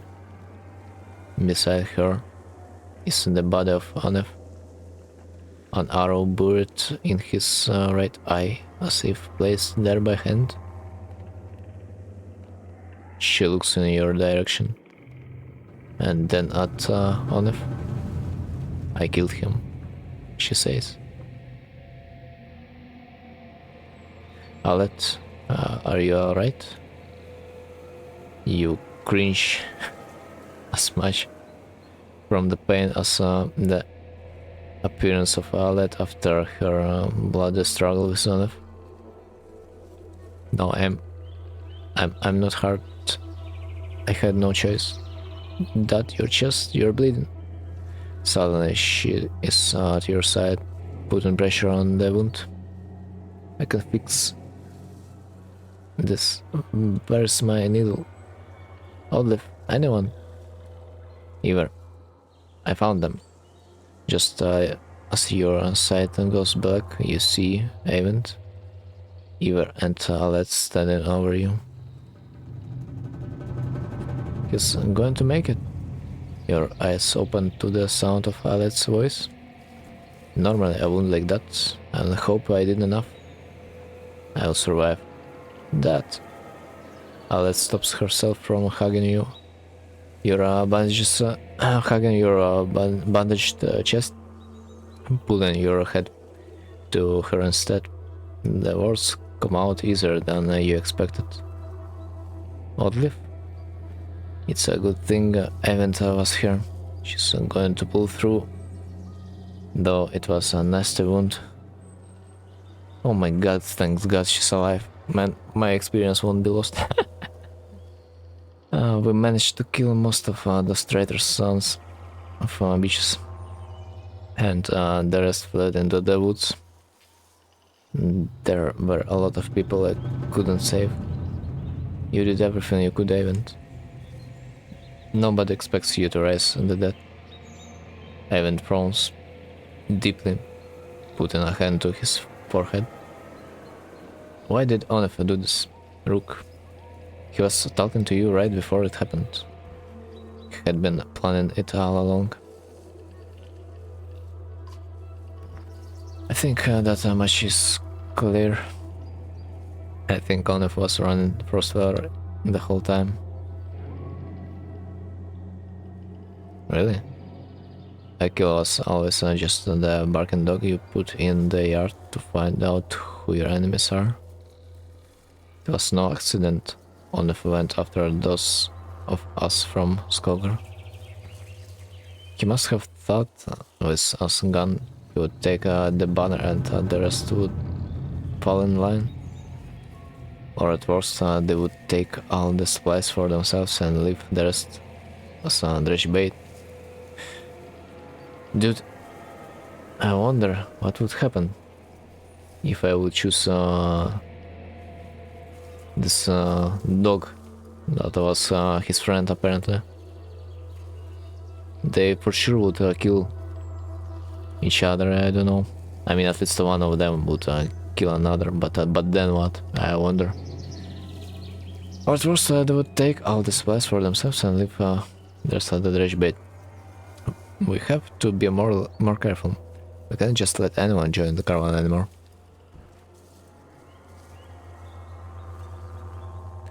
Where do you draw the line, Ever? I don't know, Rook. I really don't. None of this changed the fact that Belor is out there somewhere following us. And not forget that we just waited a couple of days. I mean, like 5 days on that village. That Belor could catch us easily, you know. That swamp around our secret home might buy us some time, but we have got to keep moving. Here by the eggs all over. But you're right. The road calls. The caravan is already starting to pack up a camp.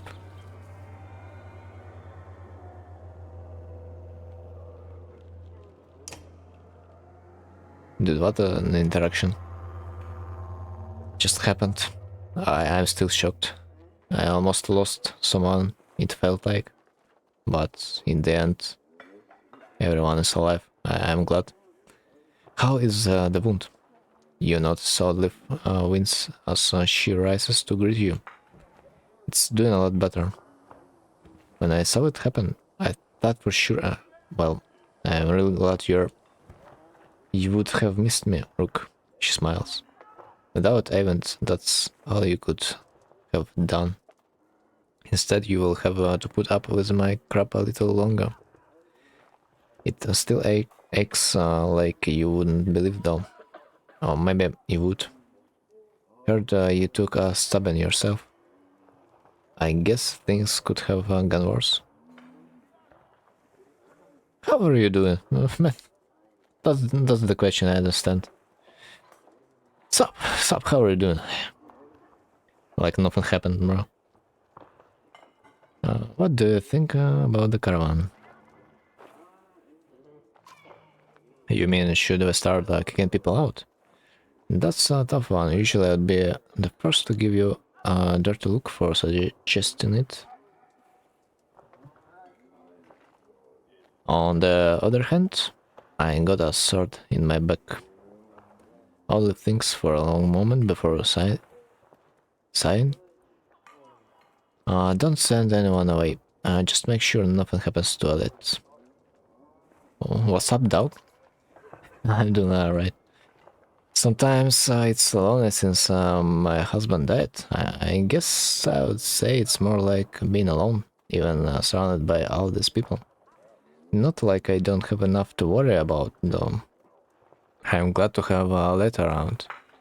And you, Rook. I'll let you rest. Okay, thanks. I'll take you up on that. You know, you're welcome to keep me company. When I'm a little more awake, I mean, I'll take you... I'll talk to you later.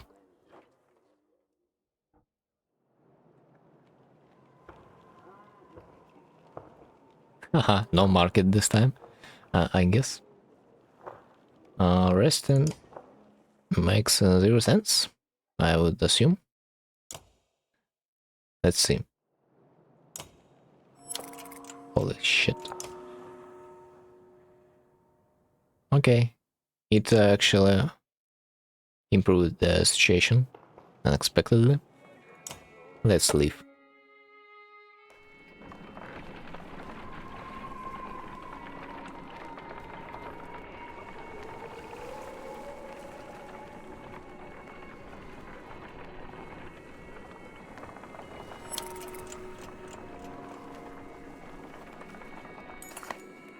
Harsh words from one mother to another draw the attention of the entire caravan.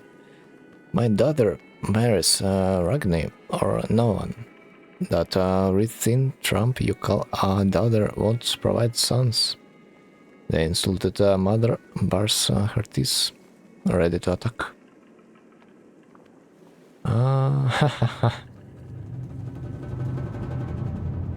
I think that doesn't make any sense.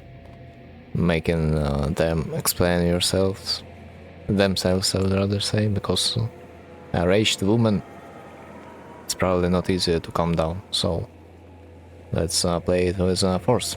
Keep them separated.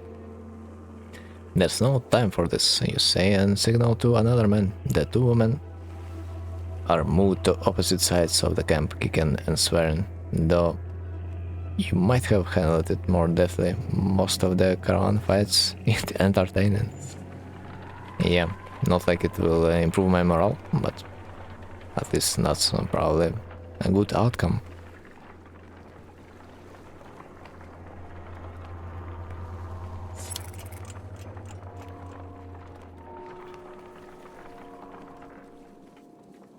Dude, I wish I would have more freaking supplies, at least one day.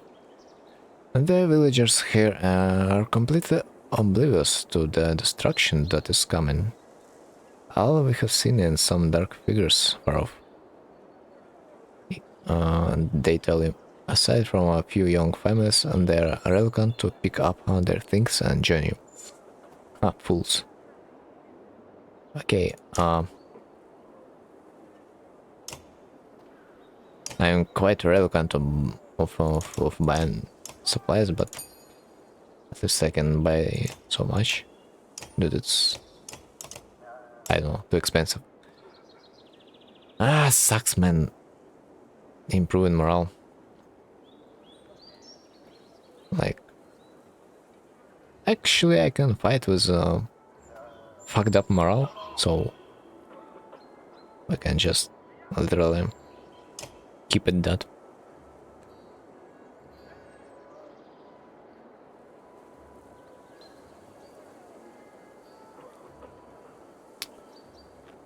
True strength resist.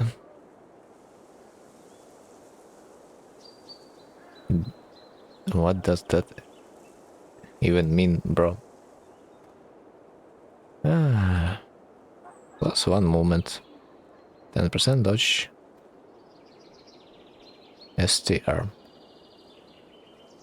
plus 2 armor,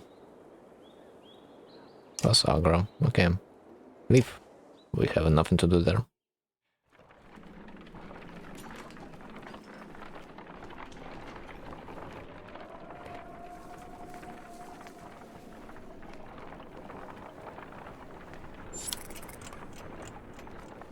For that should be enough, I hope, to catch a second event. Frosta, the young girl who joined your caravan after being found near the frozen suddenly stands still, refusing to move. She points off to the side of the trail and stares, your eyes full of fear. This again? Remarks one of the clansmen nearby. Ignore her and move on. Show me. Show me. She nods and slowly draws a tent edge. She says, pointing to the tent and then again off the trail. Your confusion prompts her to draw another symbol on the tent, one you have seen before on Dredge armor.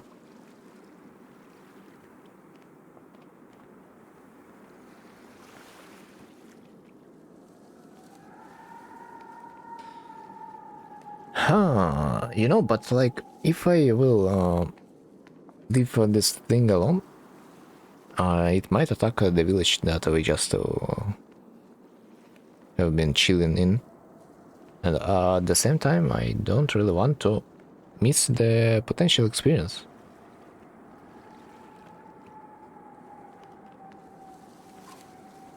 Quietly, you warn the fighters across the fears. Across the fear is well founded. Beyond a short reach lies a large dredge encampment. You have your warriors circle the camp, breathe deeply and charge. In the aftermath of the assault, you take stock of your fighters. Nobody lost and not a dredge left alive. You leave their bodies as a warning to anyone others who fall behind and return to camp in a good spirit. Nice, man. I actually expected that I will fight with my bare hands, but unexpectedly.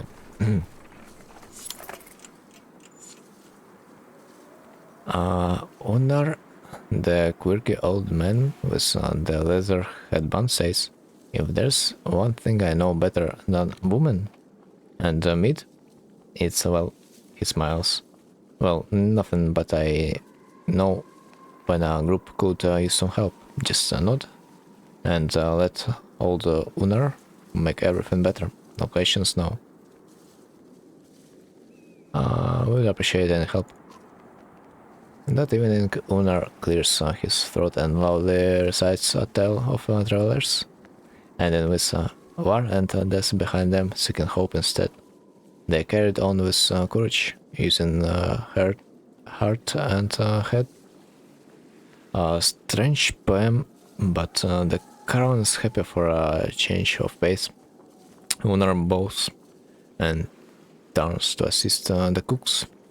The evening's meal is larger than ever, yet the supply wagon seems more full than before. You look to thank Unar, but he is gone. What do you mean he's gone? What do you freaking mean? I don't understand. Like he had a place to go. Like what?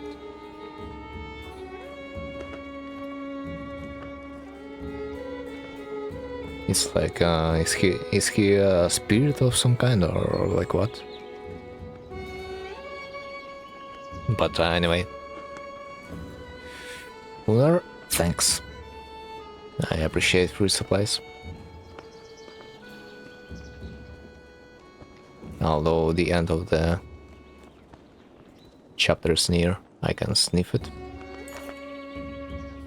The imposing godstone of Bjorulf approaches.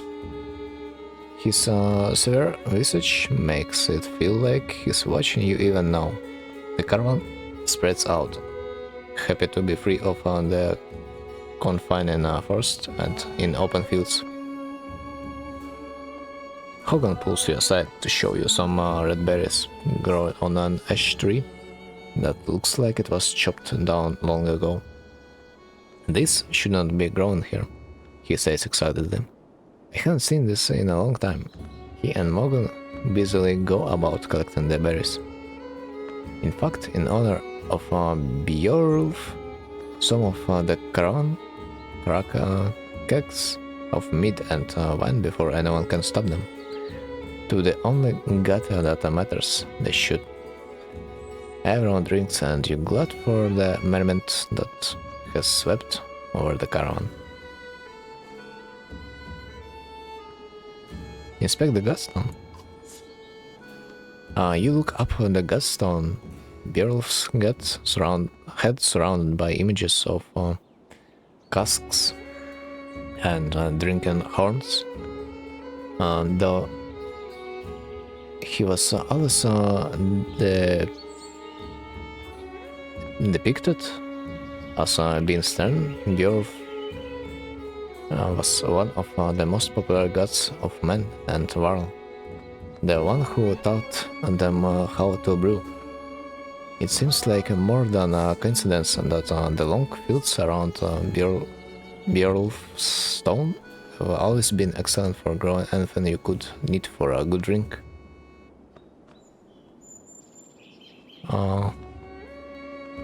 Join Hogun in collecting berries.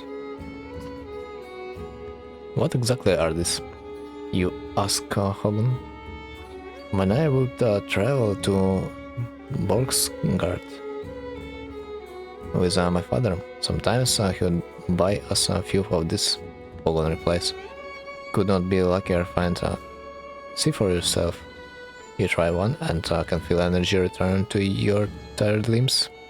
Not taking a few more would be a wasted opportunity to figure. As the hour becomes late, the caravan is eventually ready to get back on the road. The day by Bjorulf's stone is one of the few memories that hasn't been tarnished by specter of bad fortune. You think to yourself, nice. And I have an item.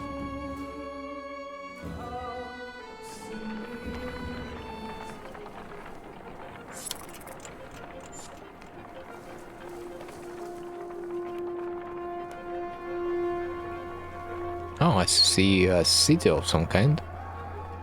What is that? What is that? Ray Nivik? Ray Nivik? Seems like that. Someone's been nicking extra goods from the supplies. A concerned woman tells you. Counted this myself yesterday, no mistake. This keeps up, I'll be starving before long. Post few extra guards, ask clansmen if they have seen anything suspicious, and also that any more missing supplies result in rationing. Ask the clansmen. Noticed anything unusual around the wagons? You ask several groups in the caravan. To a man, they shake their heads, though they ask no questions. You can tell concern spreading throughout. Fuck. Okay, it's not like Reykjavik is more of a my morale smattering of farmhouses was than high a proper town. ever. Though judging by stray dredge stalking through empty fields, it is barely even that anymore. I'm used to low morale, you know, nothing new. Reykjavik comes and goes, a long series of farmhouses, abandoned and crowded with dredge. The farmers have probably already fled to Borsgard. You try to hurry past, but eventually spotted. Dredge start ambling in your direction. What is that? Points out Olive. Up near one of the long houses in the distance, a large person clothed, seemingly covered in blood, is cursing loudly and stumbling about. He staggers into a long house, laughing. The dredge heading in your direction turn back, roaring, and begin to pound on the longhouse door. They seem to be holding a grudge against this particular person. You doubt the door will hold long. Rush to help. Against my better judgment, we should probably do something, you say. The others agree, even though it means putting them all at risk. As you quietly approach, the dredge have managed to splinter the door and break through. Hey, shoots Avarl, wearing Alred, standing on the other side of the dredge. Came all the way up here just for me. He seems unconcerned about the dredge as he hoists his enormous sword. Oh, I got an item. Although, what is this berry I just got? Plus 2 will. Better rest. Okay. Also, why the heck is my party? Unit required in party, okay. So that's the reason why it all happened. Okay. Yeah. I need those two brothers. I do remember that. Then, Oddlive might be useful. And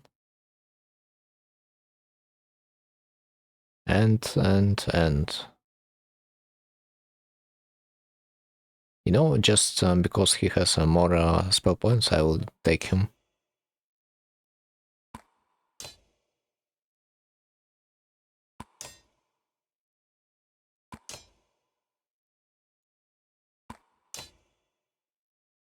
Wait.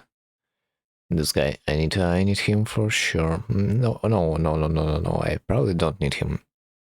Although, he might be a little bit more useful. Or no.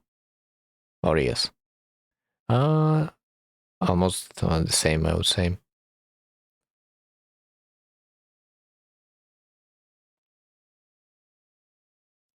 Yeah, almost the same.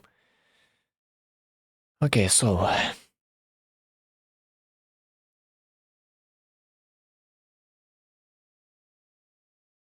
probably ready.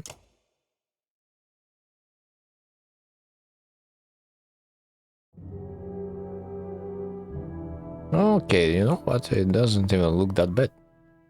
I have seen I have seen worse.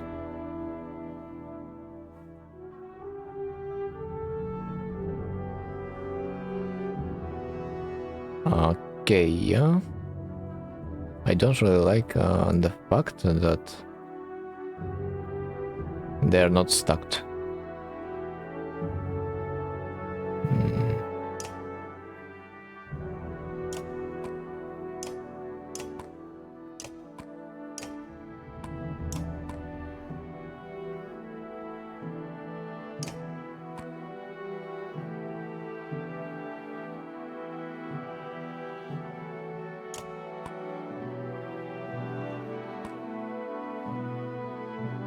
Okay. Something like that, I guess.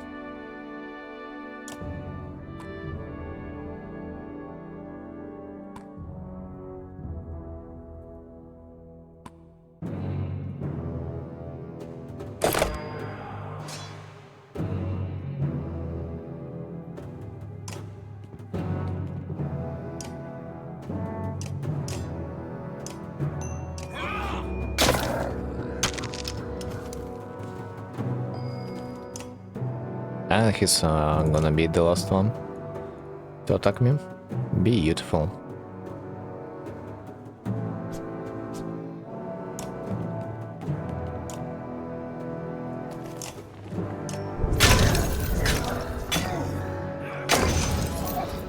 Okay, nice.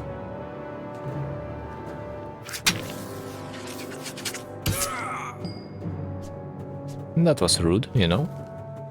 That definitely was. Also, I just noticed I cannot utilize my willpower. Why is that? Sunstrike. This blinding effect prevents the use of any willpower for extra movement. 1 turn, okay. Could be worse.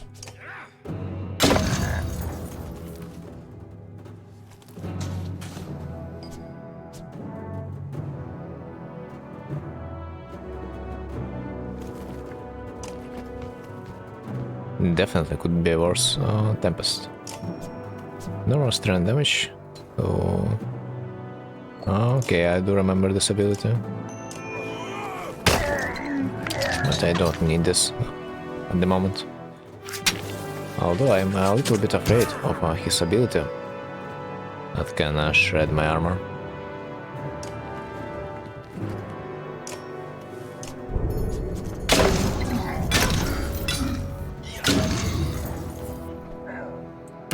And so, surprisingly, he decided to not use it. Interesting.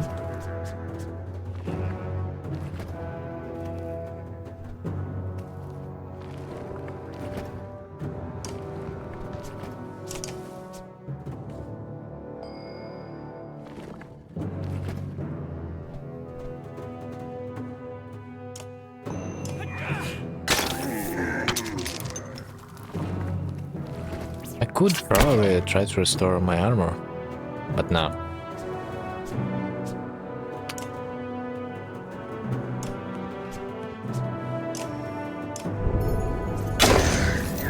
Okay. HP damage, nice.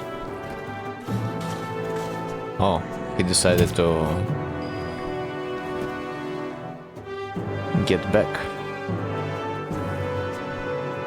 I mean, to use his willpower point.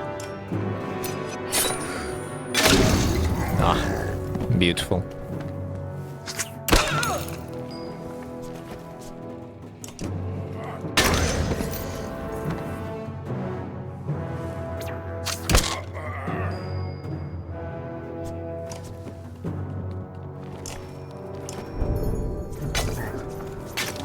Come on, just at least 1 damage to the armor.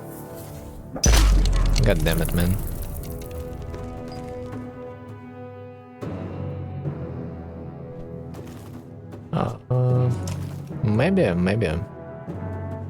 Maybe butter and rum.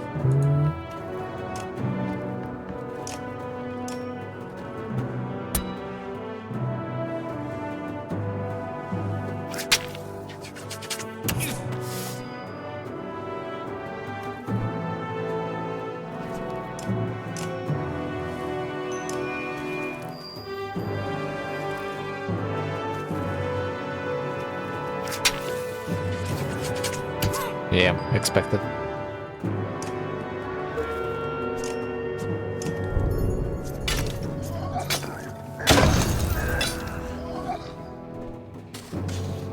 Ah, really?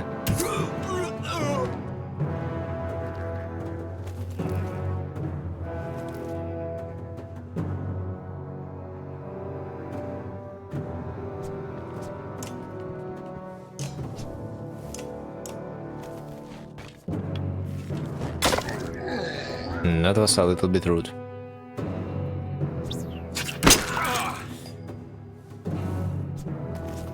Yeah, you know, at the same time,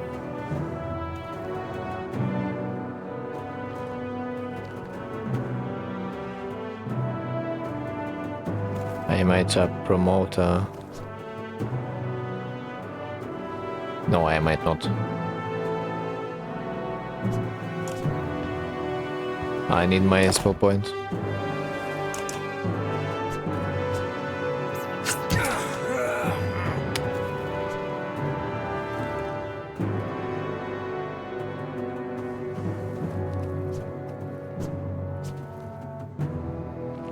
No, you know, I don't want to sacrifice him. Not now.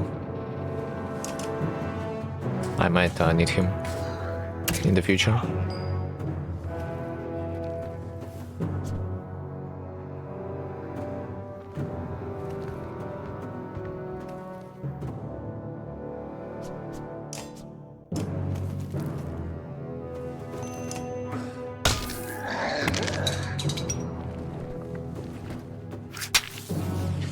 Dude, insane.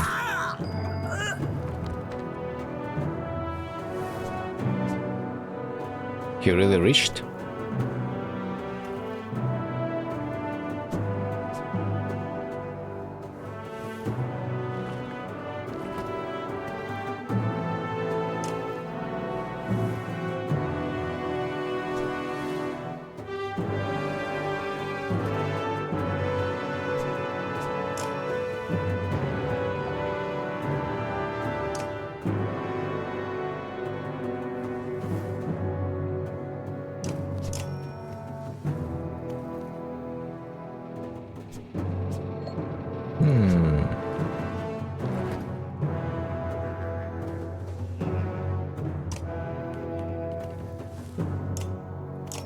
I guess this is my best bet of shredding his strike. Of shredding his freaking damage, because that's just insane. I need to do something about this right now.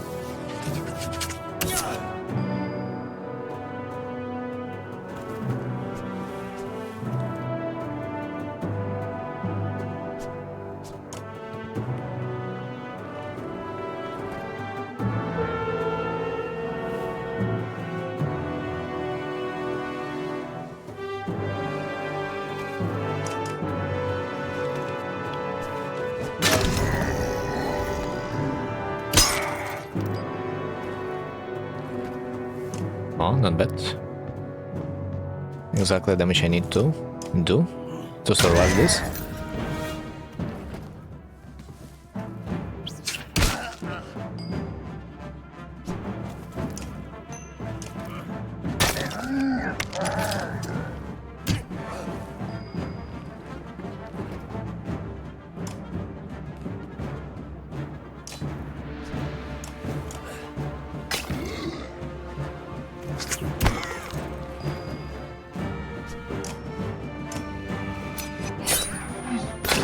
Ah, could be better, yeah. I can agree.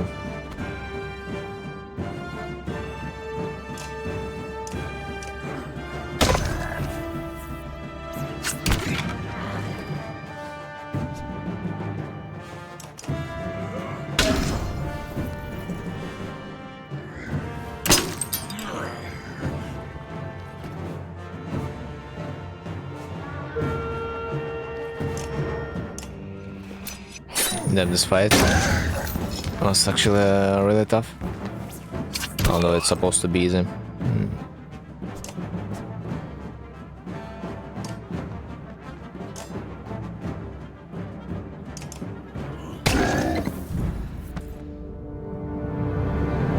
guess this fight was very good considering I'm a little bit underleveled.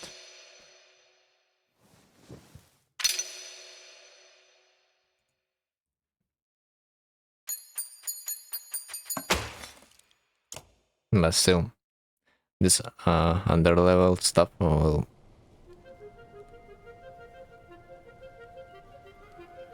be welcomed in the next part of the Banner Saga.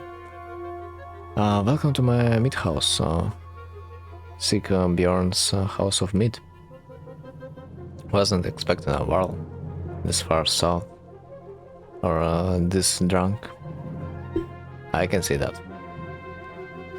There are people huddled in the corners of the meat hall, looking on with uneasiness. Who are all this? Who are you people? No, they are friends. They made this place. It's not really mine. You lured Dredge back to a room full of unarmed people? What is wrong with you? Come on, I saved everyone in here. They shared some fine drink. The best drink. Wait, I was saving your ass. Remember that part? If you knew you'd come up here, you could have told me. What do we do with this guy? Anyone here's welcome to join us. The townspeople show you a huge stack of barrels filled with quality meat and help you haul them back to the caravan. I'll miss this place. Good memories. I mean, we don't have any objections of not taking them with us. Why not? They seem like good people now. For some reason I do want to trust Varl more than humans. Okay, so with some help you gather up the casks of meat and head back to the caravan. Seek Bjorn and the other survivors in tow. The caravan gives the boisterous Varl a large berth as you set out for Björksgard.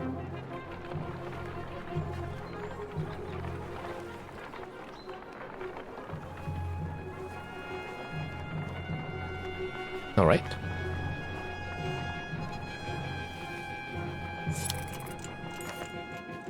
Oh, what did I do? Sick Bjorn awakes in a pool of his own sick. Why am I surrounded by small people? The other clansmen let him sleep off his drunken stupor on the ground, and this morning he's paying the price. Help him recover. Reluctantly, your clansmen offer any food and drink they can scrounge together for the morning whirl. When one offers thin meat, he pushes it away. In fact, take this away from me, he says, handing you his massive meat stain. Eventually, Sigbjorn comes to you. I won't get into details, he says. I was supposed to bring those casks from Reinvik back to Björksgard. I drank maybe half by accident. Point is, Sigbjorn continues, you don't tell anybody what happened. And I won't tell anyone about the meat you got, okay? Trust me on this one. You agree and get back to travel. Huh. I got his blessing.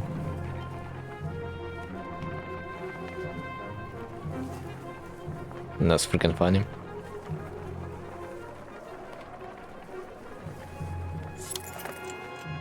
As you are nodding off to sleep, shoots of fire pull you back to attention. Flames quickly consume a supply wagon and a few tents.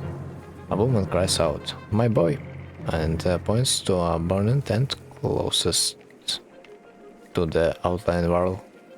Two of the giants are motionless. staring at the spreading fire with terror in their eyes. Command Varl to help. Organize the peasants to put out the fires. Going after the boy yourself.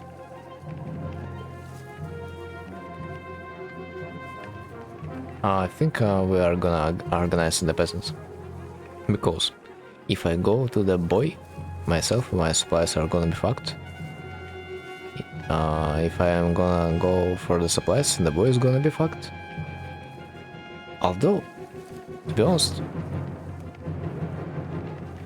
I think the second option should be the best because Varl are paralyzed for some reason. They probably might not listen to me. The thing is, for my situation, is probably the fourth option is the best because my morale cannot be higher than the lowest.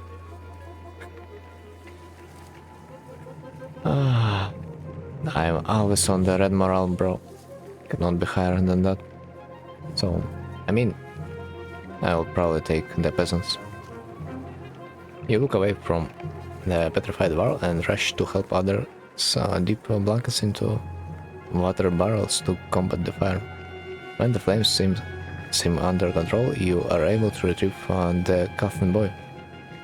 The ashamed Varl retreat further from camp while peasants count the lost supplies. Huh. I mean, my bad, probably. What in the depths was that about? You muttered to yourself. Something about the fire. Oddleif tells you. I have heard of this before. They don't like it. It doesn't change what happened, you think to yourself. Well, apparently the second option did nothing to me. Other than I saved the boy, which gave me nothing. Mother's screams flood the caravan. Her daughter lies dead in a tent. We all know who did this, she spits, staring directly at the woman she scuffled with previously. A murder over a marriage? In these times? Something must be done.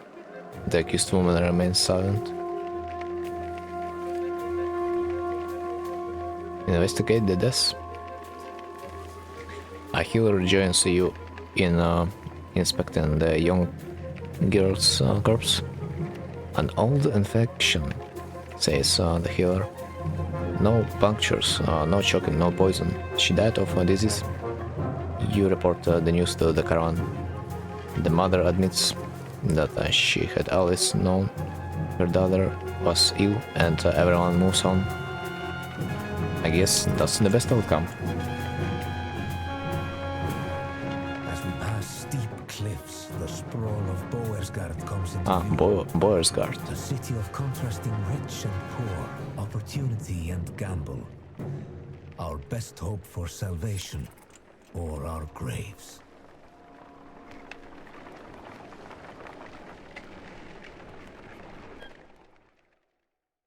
Chapter 7.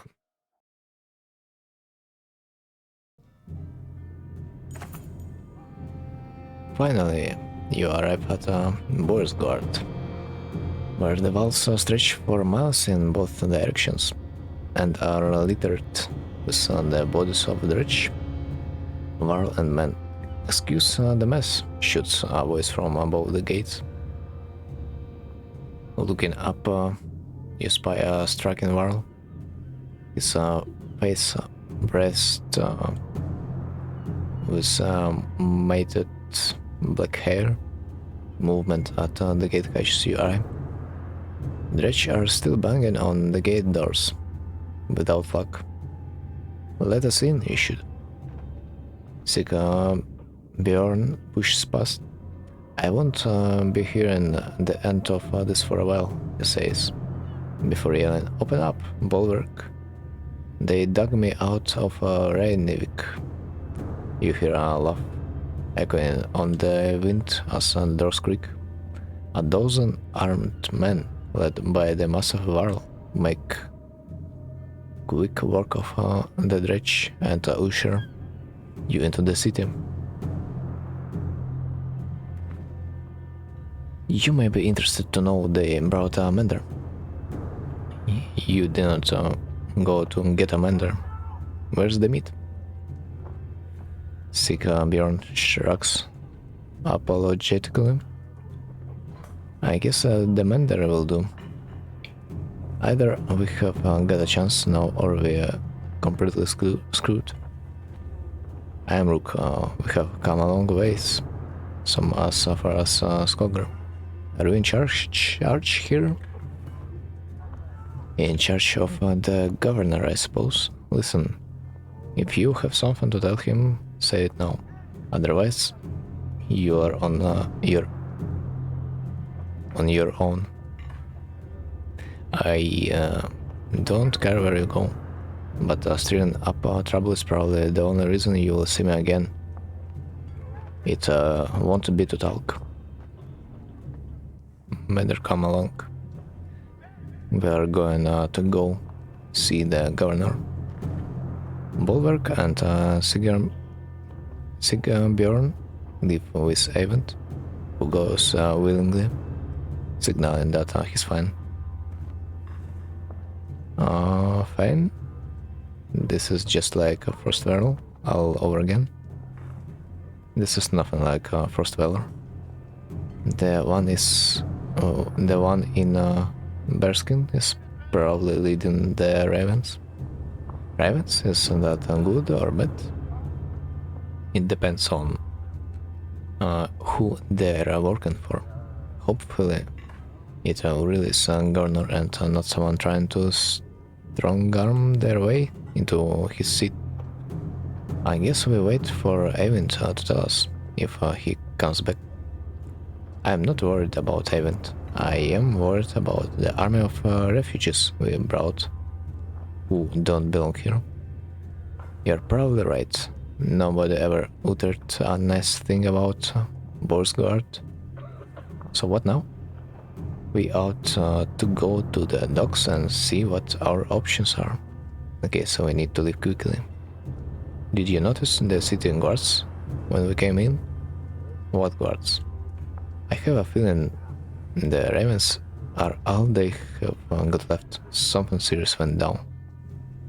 And when Bellower gets here, he's going to walk right through this place without even breaking his stride.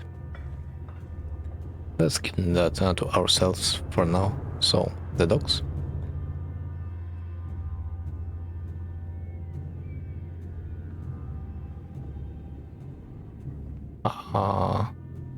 Okay, dogs are there. I see. I see.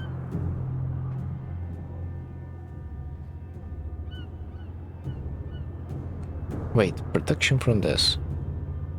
Strength more than one. That means I can once escape the death? That's probably it. Yeah, that's a bit useless.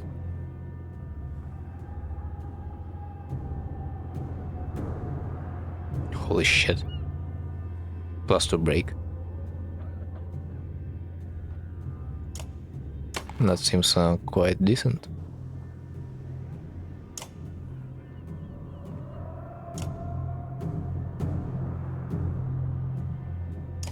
I would actually wait 2 days. If I could. But I don't see the option to rest. When you get to the docks, your heart sinks. Not a long ship to be seen, aside from wrecks. Bodies float in the water, buildings are trashed and boarded up. What happened here? Murmurs Salette. They're all gone, says Avent, approaching alone. I see you had the same thought as me. Avent, are you okay? I am fine. It wasn't a lie, the governor's here. He's in hiding. Why? Since the dredge started appearing, anyone with a ship and half a wheat left long ago. People can't live by food. Food is scarce. The markets are bare. Borsgard is a fire keg waiting for someone to tip it over. So the governors paying the rents to protect him against his own people and keep the peace, so to speak. It's more like a massacre. Anytime there's a hint of an uprising, where does that leaves us? I promised him the Mender's protection in Arberang. I don't think he's very popular there. They are going to start tearing this place down to build new ships. We can ride the Ormsa River all the way to the capital, leaving another perfectly good city behind. How long will it take to build new ships? Hold on. What happens to the people living in Borsgard? It's the best I could do at it. He thought it could take as long as a month. You don't usually make ships out of scrap lumber. As soon as people figure out what's going on, there's going to be riots in the streets. A month? Why bother? Belor will be here within the week, if not sooner. I am open to suggestions. Gods be damned, is there no end to this? Eva roars in frustration, leaving you standing by the docks. Aled gives you a worried look before chasing after him. Eyvind, what do we do about Belor? Eyvind says nothing for a moment. I don't know.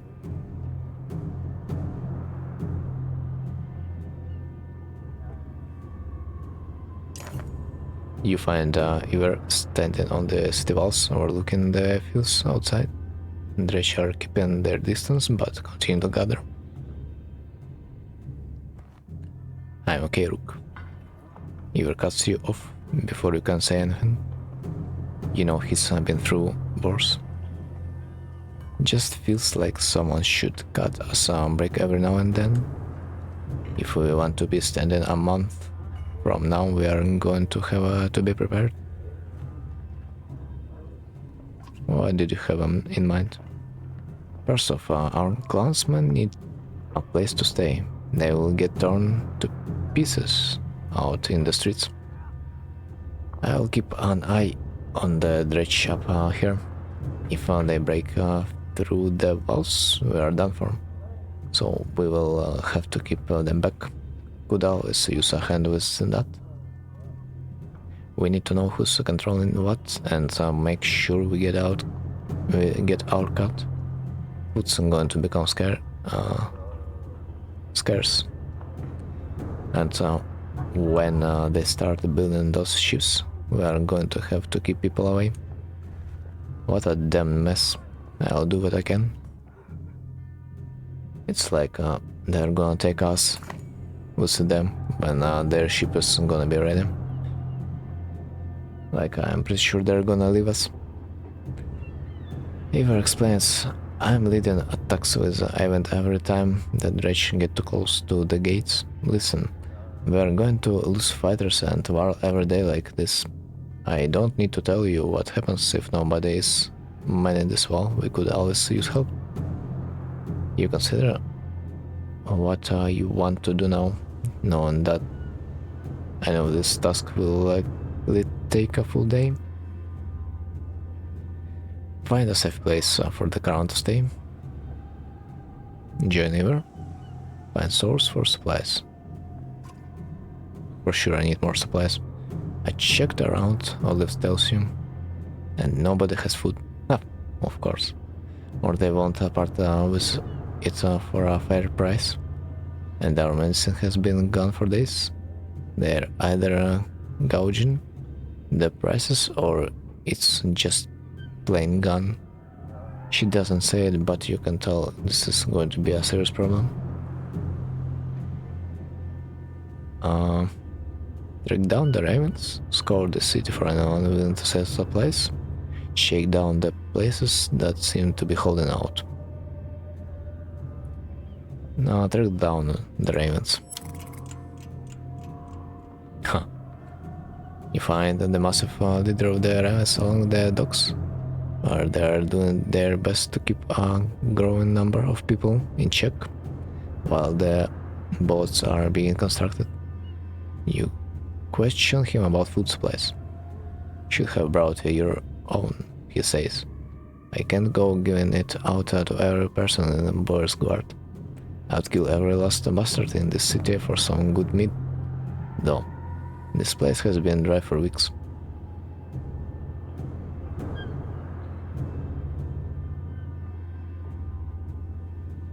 Offer the meat we picked up in Reykjavik. Let me get this straight, says Bulwark. You happen to come through Reykjavik with a sick girl in tow and plenty of meat to go around, is that right? You hesitate a little too long. I'll murder that motherless yuck's girl's Bulwark. As he turns to leave, he grumbles, bring the barrels and we will make a trade. The caravan protests when you tell them the deal you made, but when you return with more supplies than you expected, the complaints vanish. Okay, that's something. Absolutely.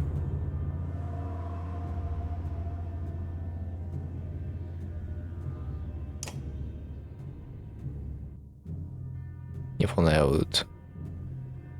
Yeah, I mean, if only I could wait one more day. I swear.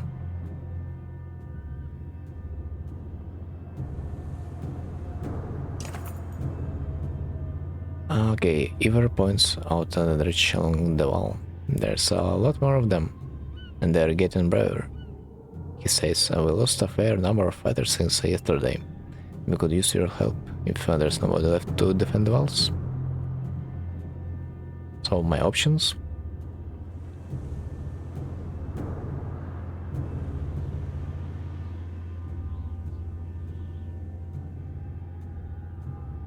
Does that even make sense to put Krumer in charge of leading the warriors? Krumer, he should call in around the war leader. This is your expertise. Are you willing? Krumer is more than happy to switch off leading the charge, given either a break between fights.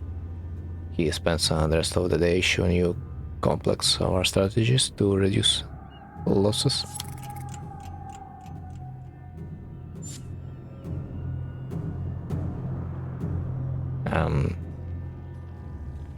That's it. This is bad, says Event, as Ivar points across the battlefield. Aside from the fact that we're up to our next in Dredge, Stonesinger showed up. Oh, we have been losing our wires left and right, and if we don't deal with it, this wall will come down by the end of the day. Not. There's a red at the docks. Let runs up to you, out of breath. They're trying to smash up on the boats. When you calm her down, she says the ravens are there, but she's worried that things could get out of hand. You consider what to do.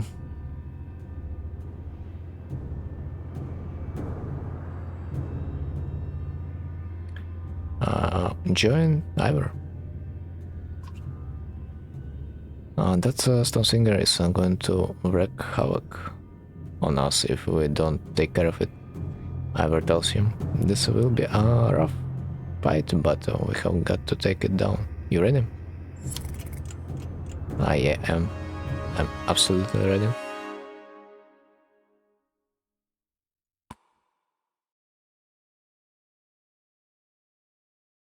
Dude, I swear to God, if I don't get a good strike with Evans, I will replace him. Or at least place as a third or fourth.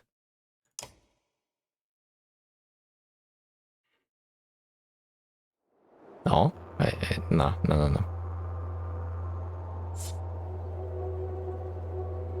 Don't mind me. What a freaking hell, man.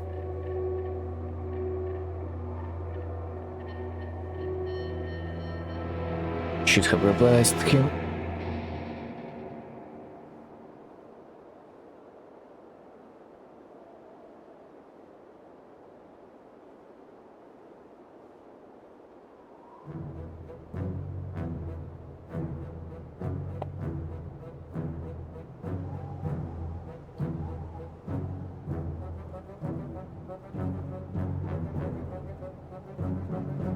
I mean, these guys are gonna armor shred them all, so that's what it's happened.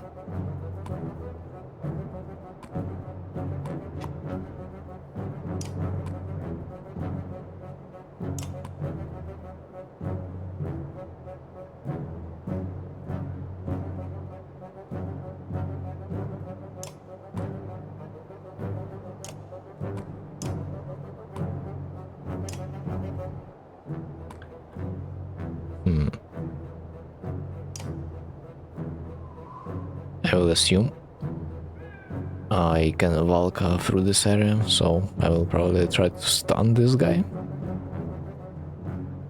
And we will see how this will work out.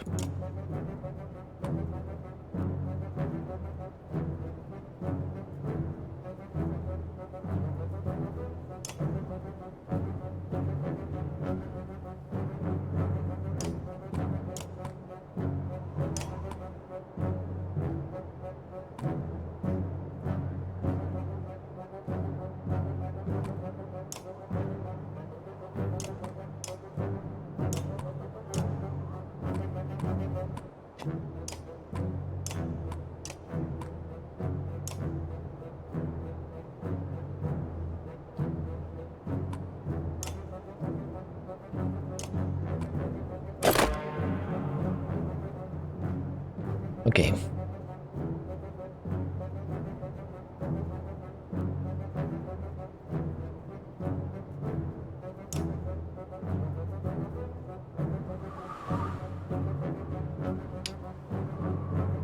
He's gonna be the first. Perfect.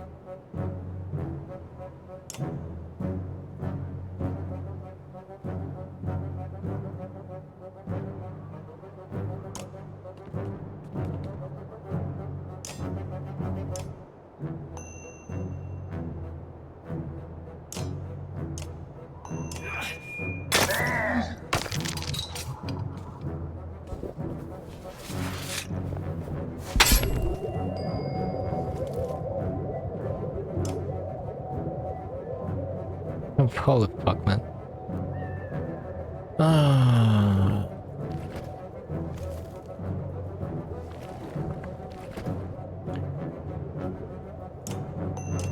For the first freaking time, I hoped that those guys won't be the first to attack. And there it is.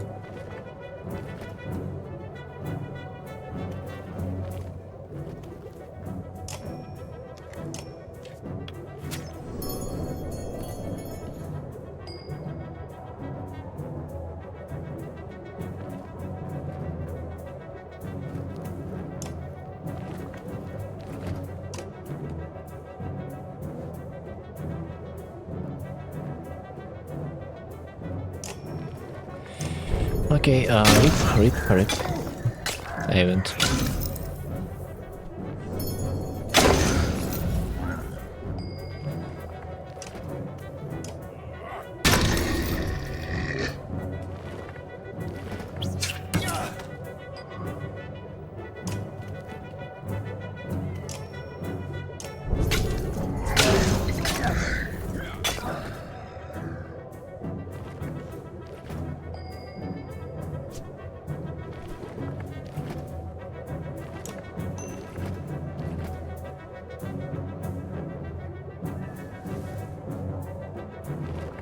I need to kill this one.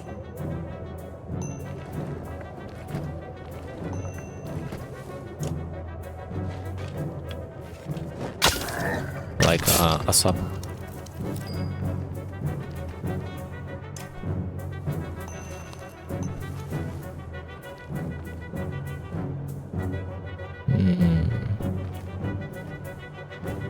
This might be a problem.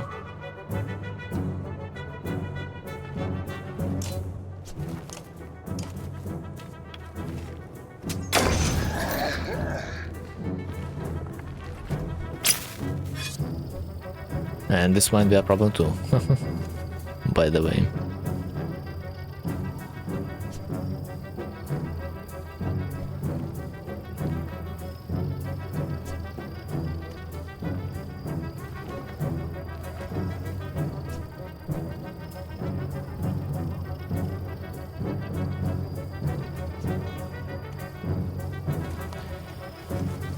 Oh man, why everything is so tough?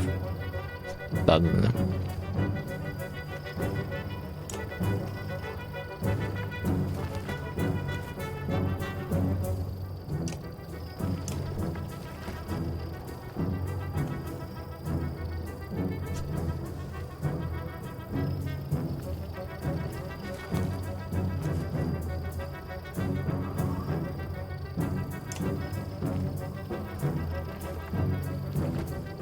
I don't know how I'm gonna kill this one though.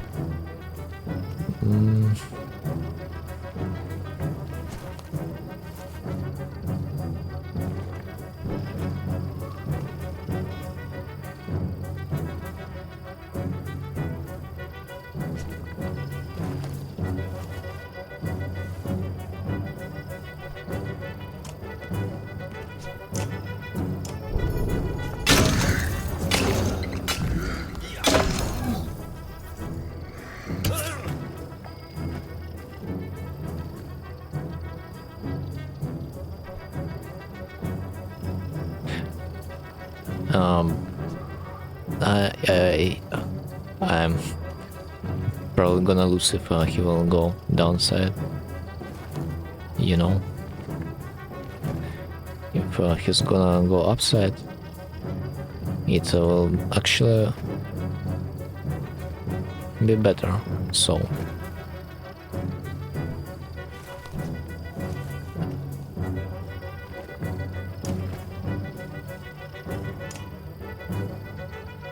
Everything seems bad, but I cannot allow him to attack either.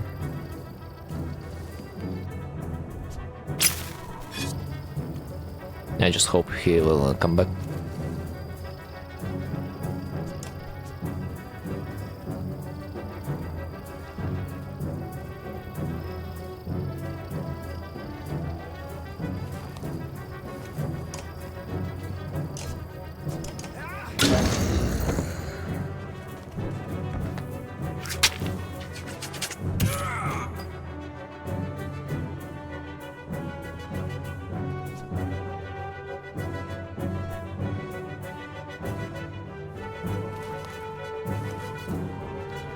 Yeah, I am afraid of this creature though.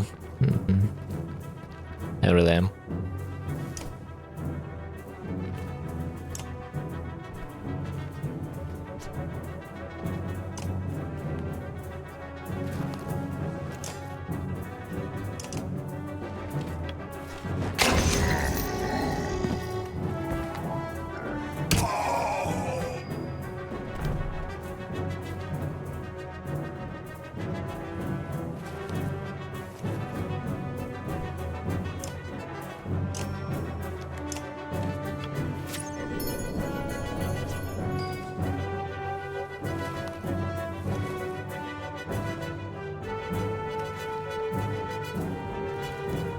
Really tough.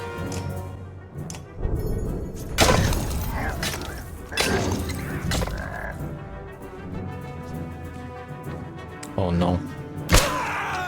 I mean, maybe still manageable.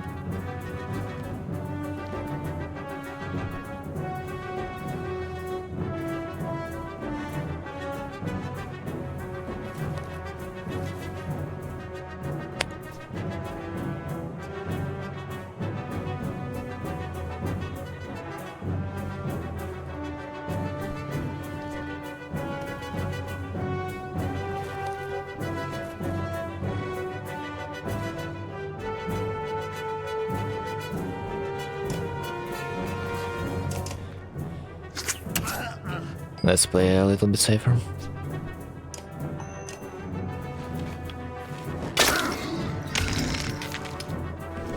Nice. Kinda worked.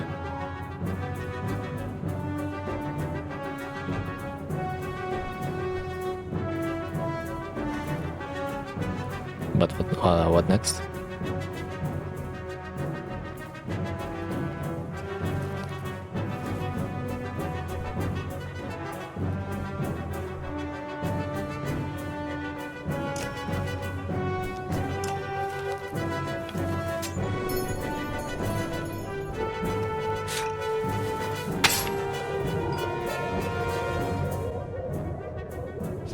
That might be my only chance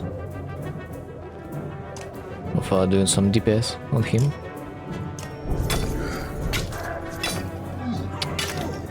That was unlucky.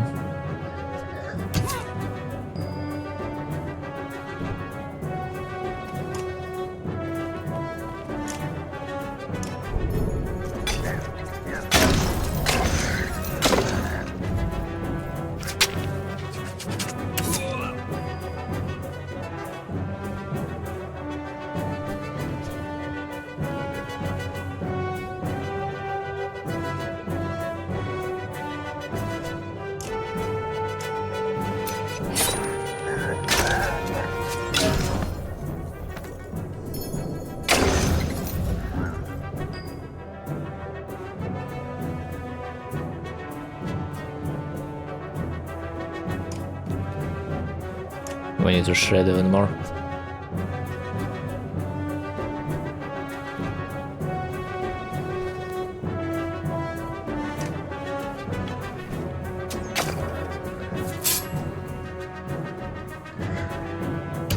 Holy shit. And he instantly died.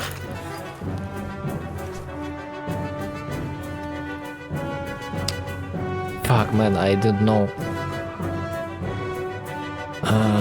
This guy won't cast his ability.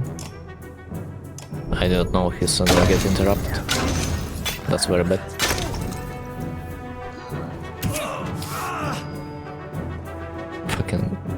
Fucking hell, man.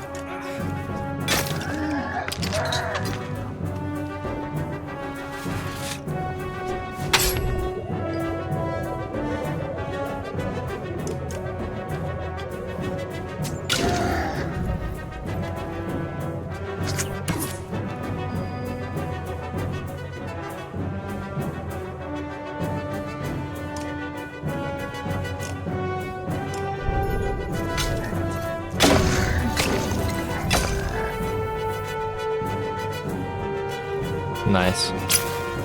Exactly what I need.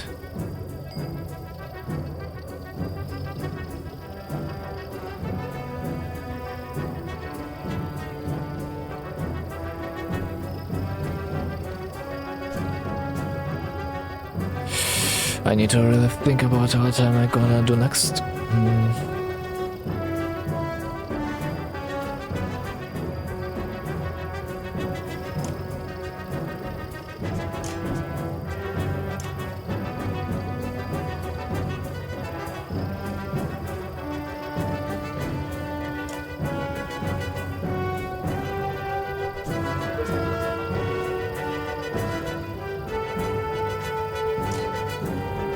This hit. That's crucial. Yes. I might have a chance now.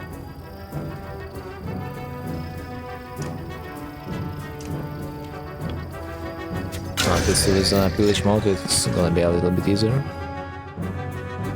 But still.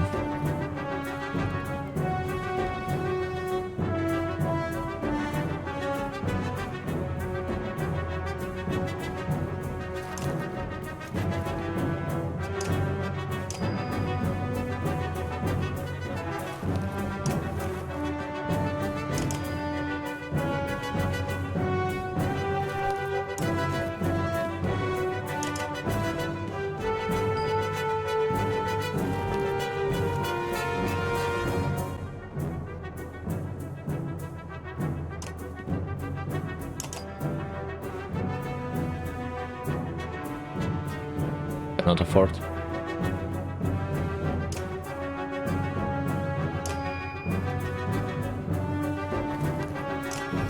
To move him right now.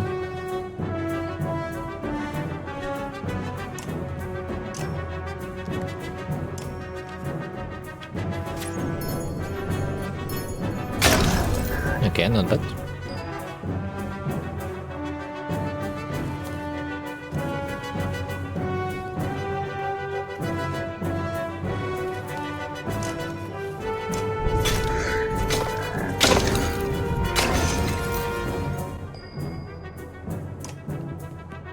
Holy fuck, this is intense.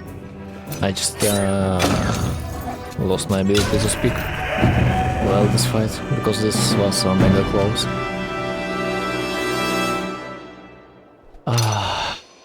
I won. But for how long?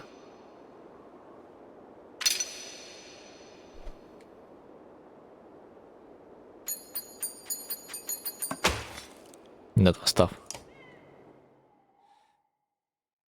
Whenever I saw those 3 giga chats, was especially one of them having like 25 attack.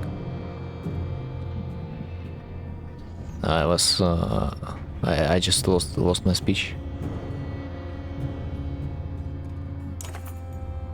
This morning say Saver, I saw him Belarus here.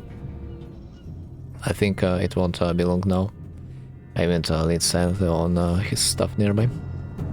One of your clansmen comes to you out of breath. Rook, he says, things are real bad. Look, there's nothing you can do at this point, but a lot of the caravan have been robbed, killed, just disappeared.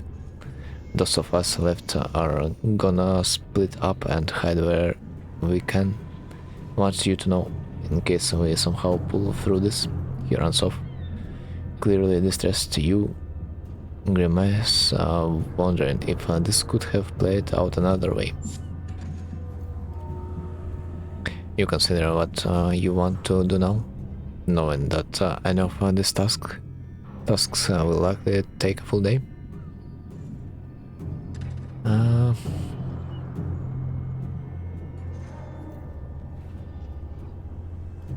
I hope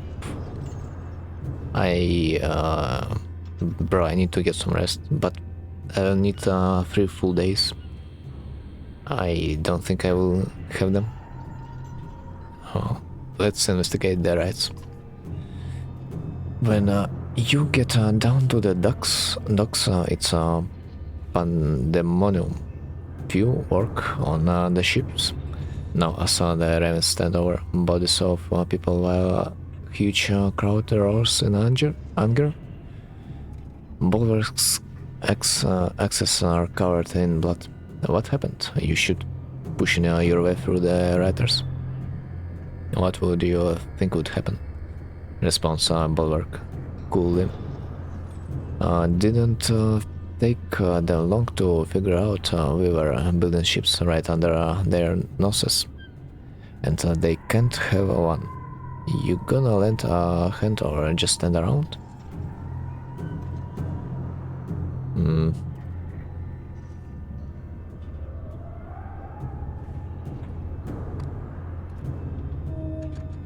Try to calm them down? That probably won't work. You brandish your axe low and try to find a voice over the chaos. It goes wrong quickly when one of the riders gets a quick jab in, smashing across the bridge of the nose, covering your face in blood. The last thing you remember is falling backward. By the time you regain consciousness, the ride is finally being drained off. Won't save you next time, you hear Bulwark say. This one's free. You stagger back to the wall with a new injury. Nice.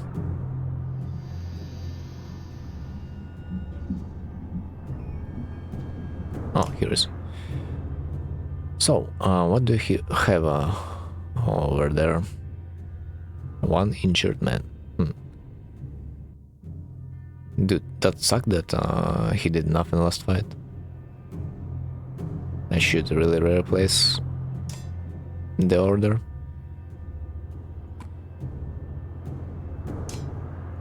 something like that, maybe.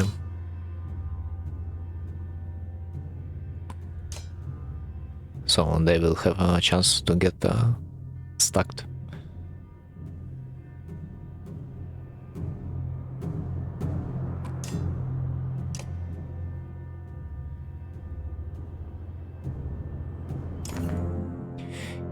Ivor, you begin. Can we really keep this up? Ivor looks like he hasn't slept for days. We have lost a lot of fighters, he mumbles. The weight of the situation is crushing. Then, from far in the distance you hear a horn. Dredge don't use horns. It occurs to you, Avent appears at your side just as long caravan of people come into view. Dredge turn to attack them. Who is that, you ask? It can't be, says Avent. He runs towards gates. Shouldn't you see their banner? It's Haken. As you wonder how they got here, the gates are have it open, and you charge in onto the field, clearing a path through Dredge. Holy Jesus crap. Haken, my brother, you are just in time.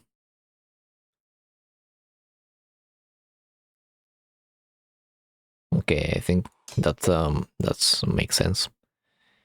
Replacing him like that right now.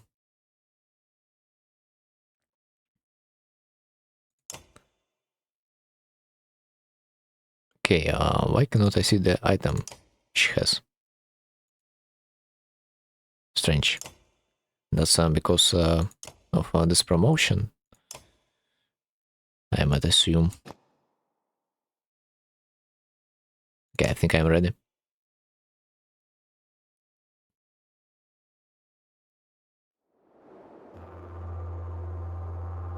God have a mercy on my soul. 1, 2, 3, 4, 5 archers? Are you kidding me?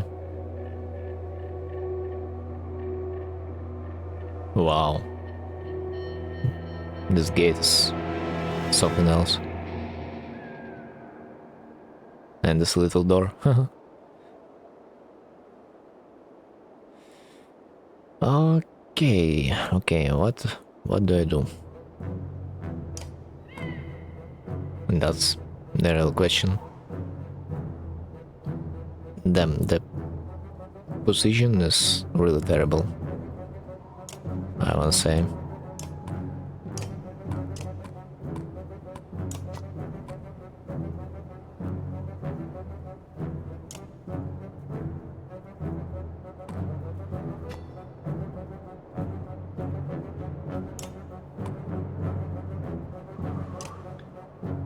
What can I do? What can I do?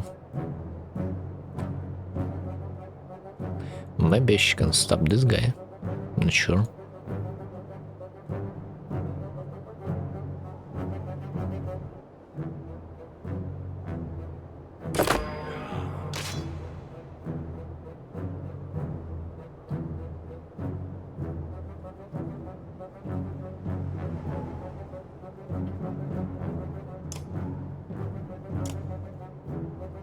Ah.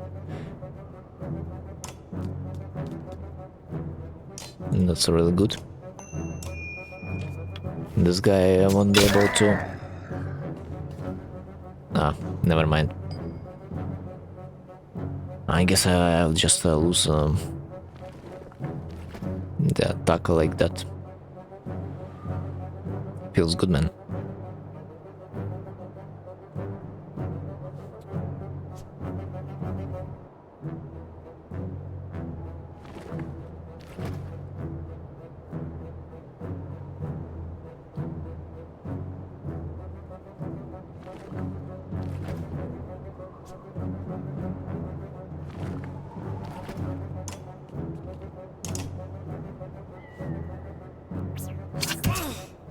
Yeah, deserved. Pretty much.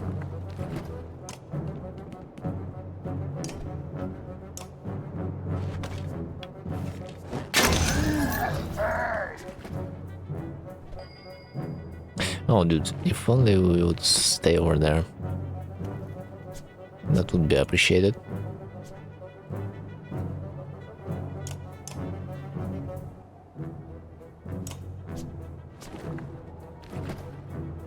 Okay, it seems like I must attack.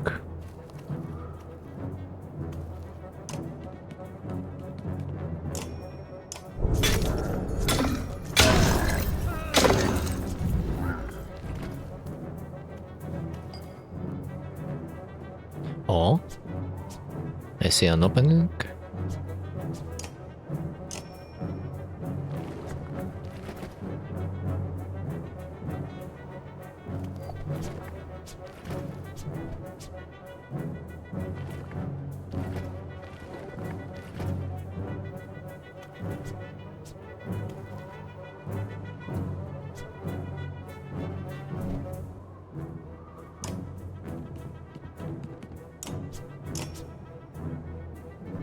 Ah, shit.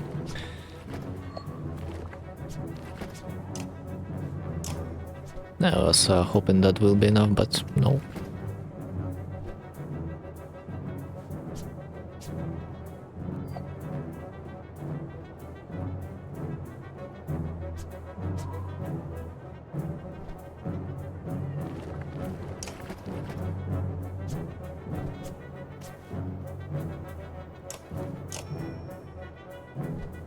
Oh, let's do at least some damage.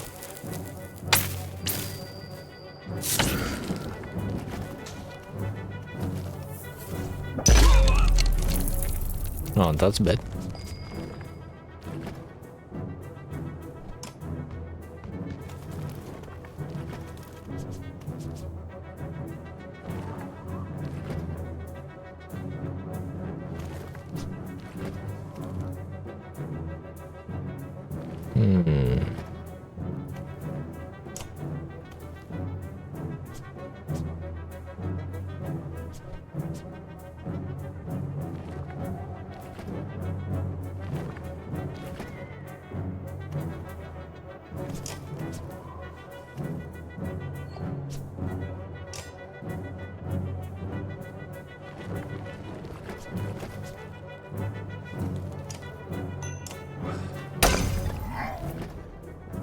I guess that doesn't make much sense, keeping...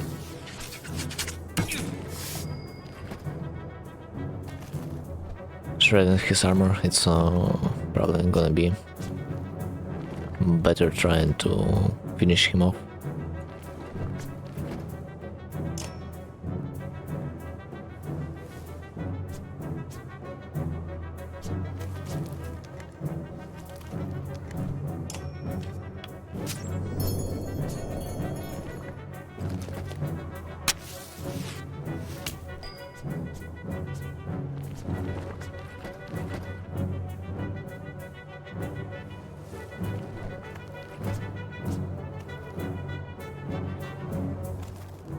Well, I think this guy is dead, pretty much.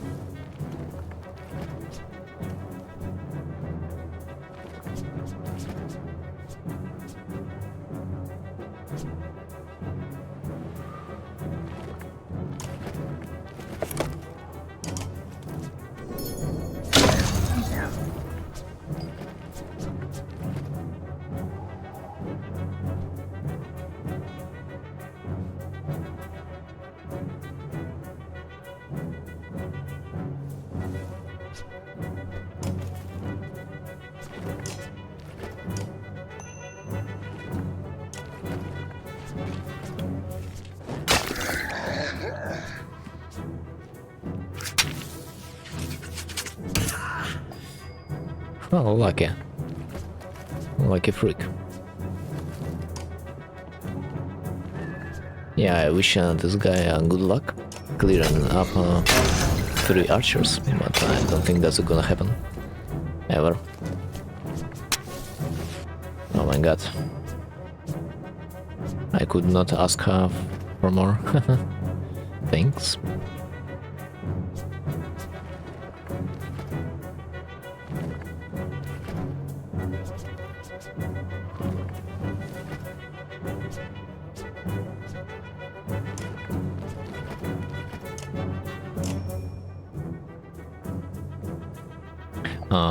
His maximum is 8.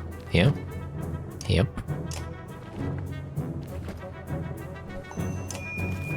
That should help him a little bit.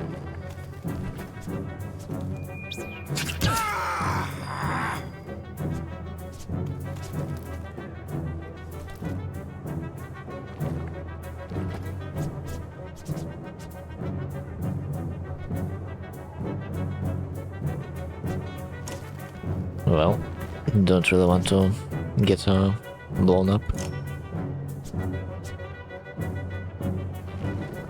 Does it even make sense?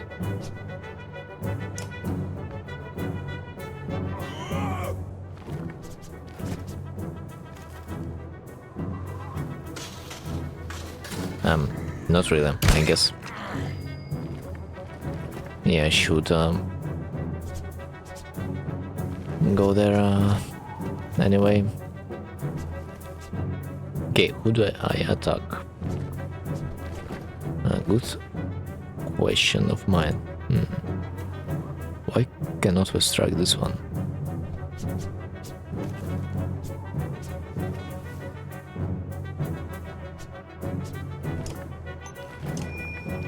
Have zero idea why.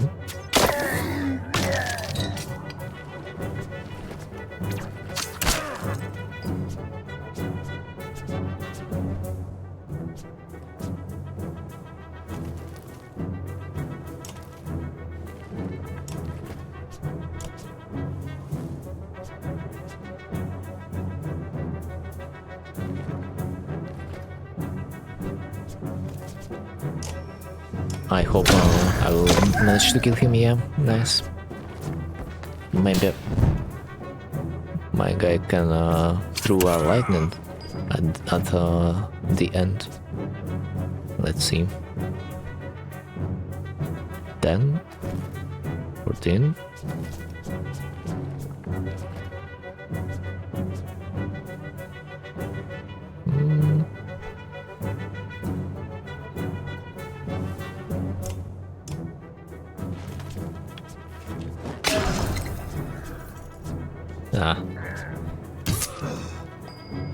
Still, he decided to attack like that.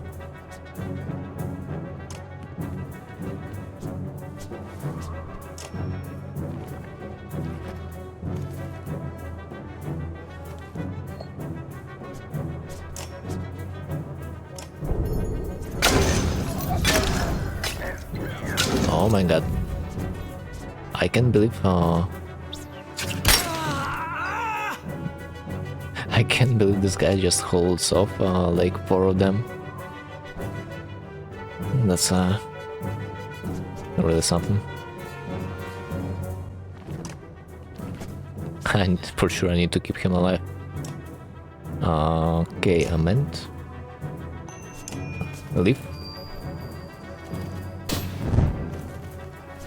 You must live. You absolutely must.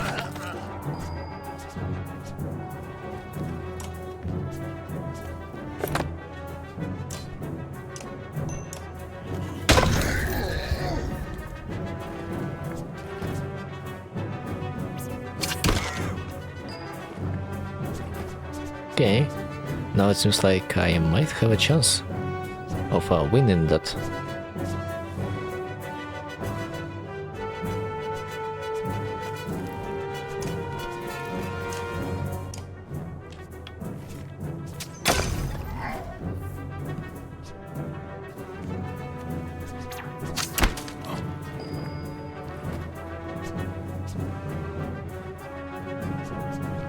Okay, 4 spell points. I guess I need to spend some. That's a perfect time for that. Something tells me. Oh, another bomb. Thanks. Dude, every time he throws a bomb, I feel liberated.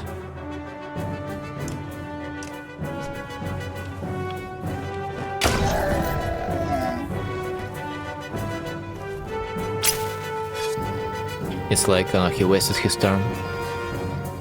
I would probably be deeply fucked if he would try to aim a simple strike, but instead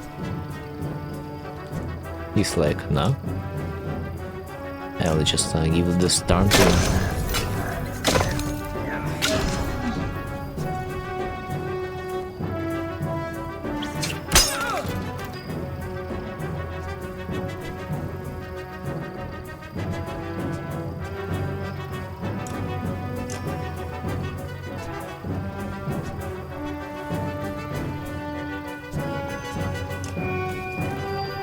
Okay, so, dude, it feels like I restored this one 5 armor, but over there only 2 for like 2 points.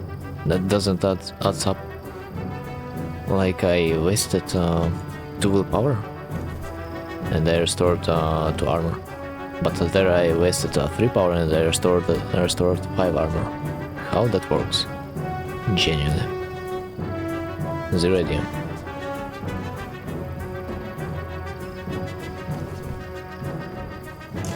I think I am not far enough. Such.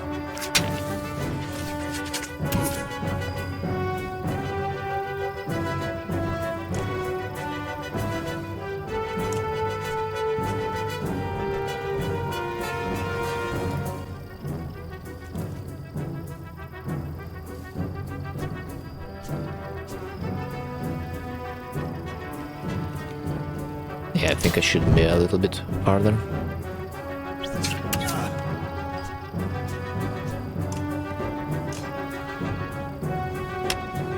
And now it's 50%, nice. At least I got lucky. This time.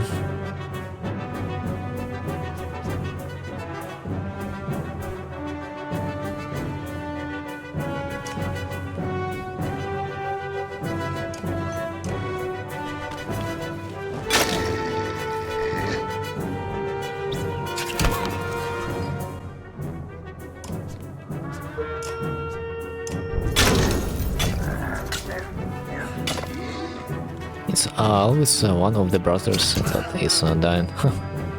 So unlucky for them.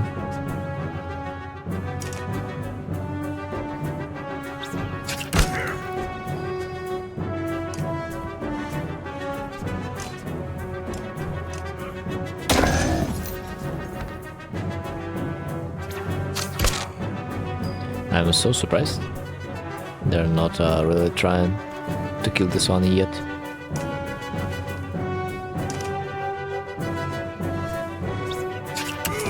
Finally.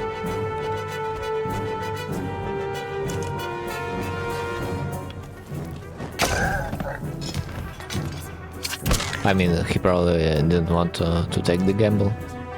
I see.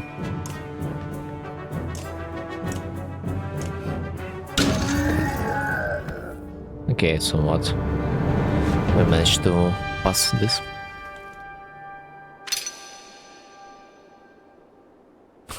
Brothers are carrying me so hard. Unbelievable.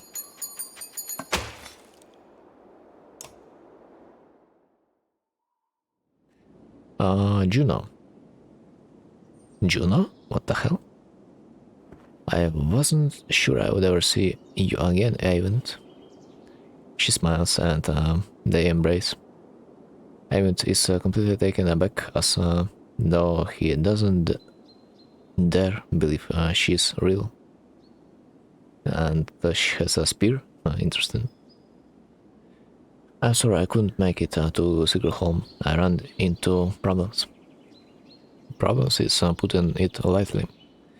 There's a mile-wide canyon practically splitting the world into over those hills. Could not find a place to cross. Worse, dredge are practically falling out of it like blood from a wound. They're not coming from the north anymore. They're everywhere. We noticed. Glad to see you made it out alive, Yongor. I take it the others didn't. Haken becomes quiet. Then he motions toward Juno. She got across somehow.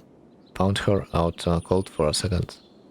For a second time since leaving Strand.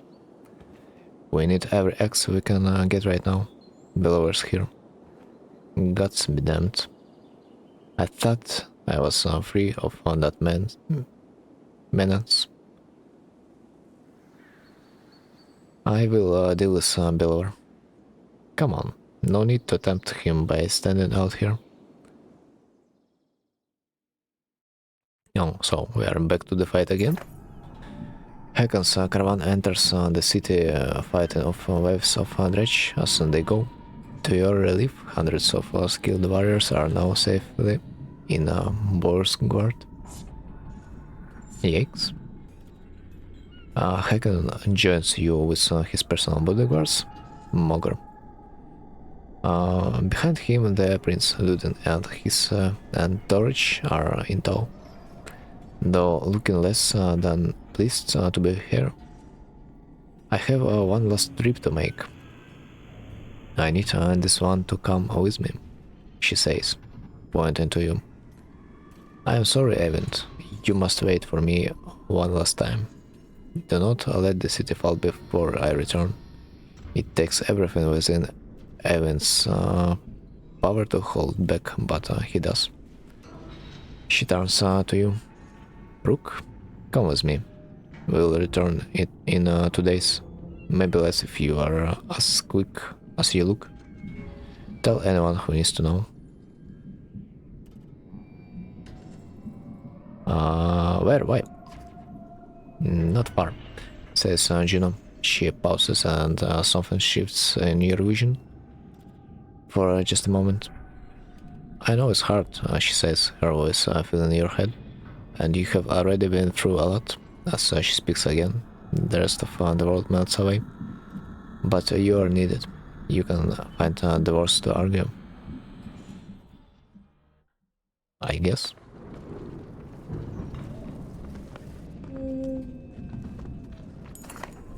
Wait, are those dredge? I mean the stingers, guys.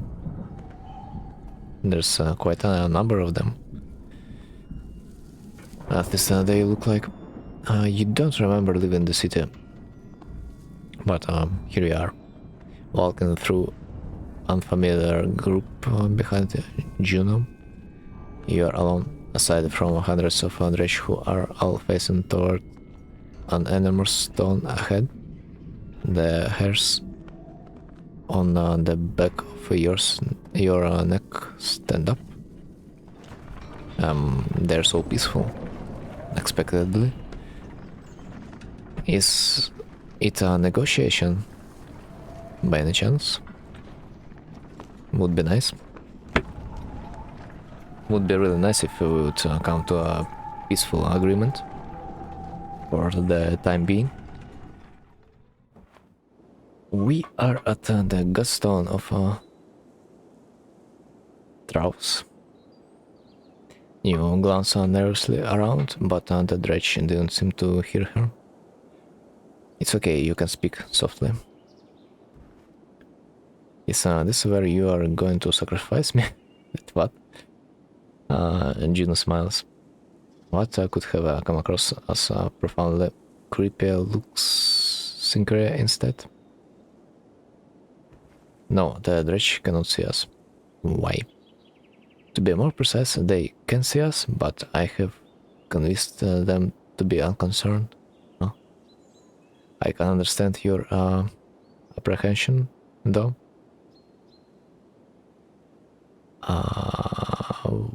Why are we surrounded? They seem to be drawn to the Godstone. There are many things we don't know about Strauss. Maybe they see him as a patron, or patron, or it is an attraction they cannot explain. Those Strauss have something to do with that serpent in Eneroth. What was that thing? I can't say. Can't? I have my suspicions, but until I have had time at the Mender Libraries, it wouldn't be unwise to speculate. For all our knowledge, it always seems as though we know little. Imagine how the rest of us feel. On the contrary, the less people know, the more certain they tend to be. What are we doing here? Do you know of the god Strauss? Few know the stone exists, even amongst those who have lived their whole lives. in the boar's guard. While Dangle deals in fortune, Strauss taught men the value of trade in a different way. He showed them it has a consequence. Two sides of the same coin. See the silver in the stone? The girls up here were away the stone, but the metal remains. We need a piece of the silver. The god Strauss is wreathed by imaginary of silver weapons. The myths say he traded these weapons to the gods, and they used them to kill each other. Those who seek out the stone call him the god of trade. The Menders call him the god of secrets. He was both. Were you?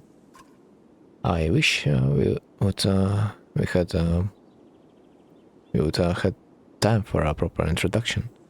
My name is June. I am the Mender Consul. You have met Event, my apprentice. How are you doing these things? Controlling minds? I thought Menders built things and healed wounds. You're right, Menders do these things. Some of us still practice teachings given to the Loom Mother's first creations. We are called the Valka. I believe I am the only one who can influence another's mind. Then why not take control of Belor? I learned the talent to heal minds, not control them. Though even some Valka have trouble believing this. Taking control of Belor.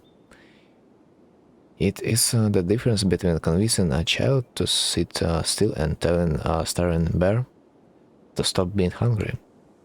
The truth is, we are rarely a match for the Sunder anymore. Our advantage is that we can train more Valka. It is also our weakness. The Valka pass on and lose their knowledge, while the Sunder simply grow older and more powerful.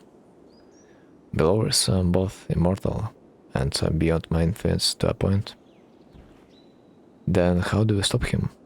The god of secrets will play a part, as will you. Why did you pick me? Why didn't you take Event or Haken? You don't even know me. I apologize for putting you in danger. Event must keep Boar's guard from falling while we are away. And if something goes wrong here, I need to be certain one of us makes it back alive. I saw the thoughts of each person when I arrived at Boar's guard. You were the only one I knew would return. What do you mean? You would find your way back to Aletta no matter what. Let's get what we need and go. Indeed, you will need to dislodge at least a fistful of the metal. We will forge it into an arrow to slay Belor. Wait, after everything that you have told me, make a magic arrow to shoot Belor? That's all it takes? Why didn't you do that a long time ago? Juno gets a faraway look in her eyes. No, that is not all it takes. What I tell you now must not be repeated. The arrow will not kill Belor, even were it to strike his heart. He has no physical weakness, but it will sow doubt in his mind. When it pierces him, it will help him to believe that he is dying. The rest of you will convince him of it with a sword and axe. Everyone who fights at your side must believe it to be true. You're going to trick him into thinking he's dead. That is the most insane. He really can't be killed? No. Someday he will awaken and realize he's not dead. I imagine he will be quite upset. Oh man. First, we must make the arrow. Focus on the task at hand. She looks knowingly at the godstone, waiting for you to start climbing. Rook, I am not certain how the dredge will react when you do this. And behind us is a sudden drop, so be careful.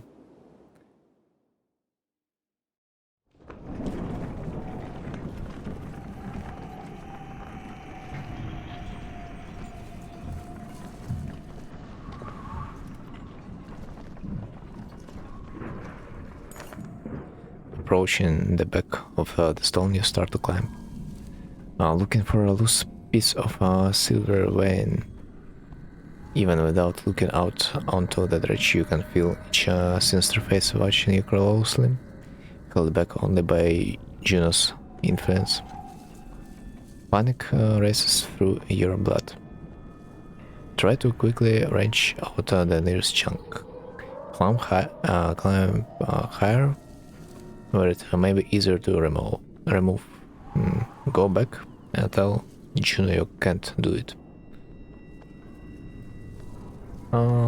Third is not an option, I can tell you. Maybe climb higher. As you climb, you can't help but notice the stony masks of the dredge lined up before the godstone like worshippers before an idol. Just a glimpse nearly immobilizes you. Your hand rests on a piece of silver that comes away easily. The dredge do not react. Look for another. While you are here, you glance quickly around to see if there's any more low-hanging fruit. You are able to pry away another smaller piece of silver orb before your nerves give out. You nimbly descend to where Yuno is waiting. Well done, she says. As you walk back through the dredge, their heads turn in unison to follow.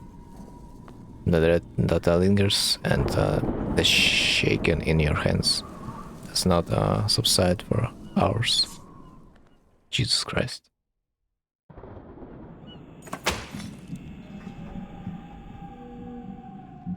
You approach the gates of Borsgard again, relieved that they're still standing.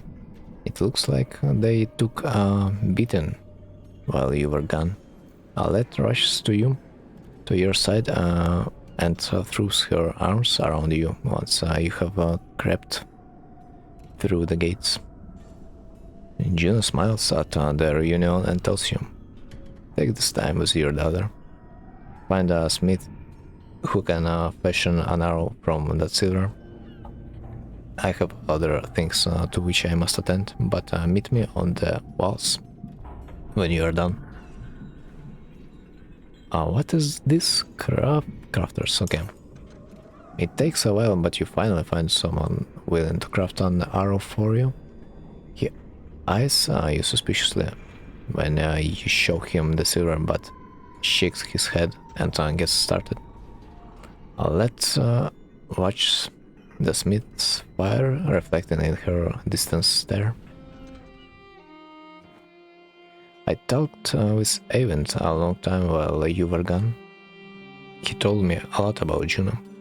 Is she really as powerful as she said? It certainly seems that way. That might be the most luck we have had so far. That I think I know what's going to happen now. An arrow? She's going to make you shoot them below, isn't she? I don't know for sure. Come on, who else is going to do it? Ivar? Alette. I know where this is going. You're afraid of me dying. This isn't like before. We can't run this time. That's not what I...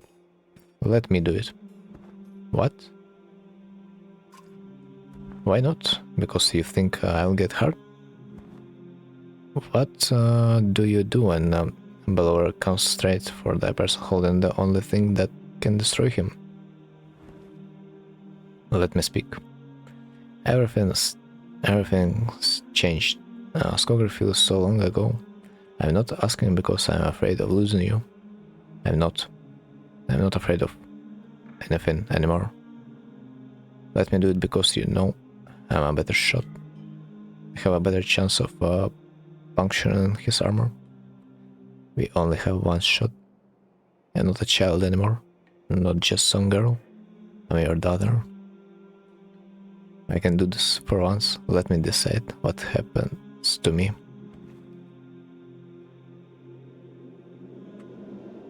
Well, it feels like I am deciding who's gonna die, to be honest.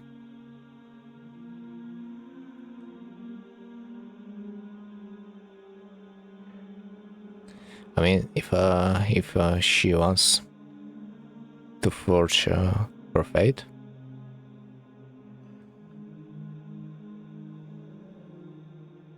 then why not? At least she will die being happy. She smiles and takes your hand in hers. We will survive this. I know we will. You sit by her side silently until the smith finishes his work.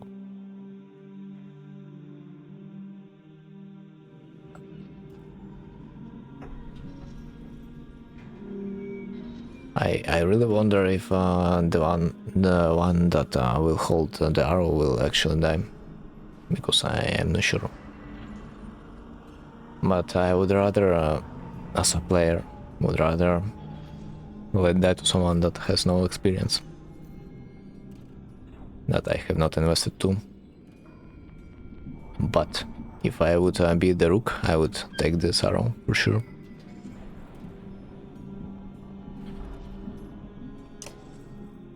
Okay, so what's the situation? Oh, everyone's doing well. Nice.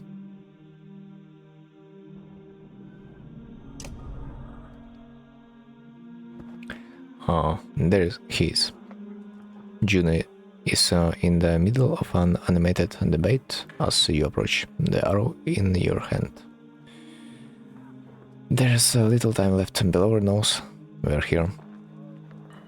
Whether he is waiting for more of his forces to arrive or simply wants to starve us out first, I cannot tell. But he will not expect a direct attack. Is this a joke?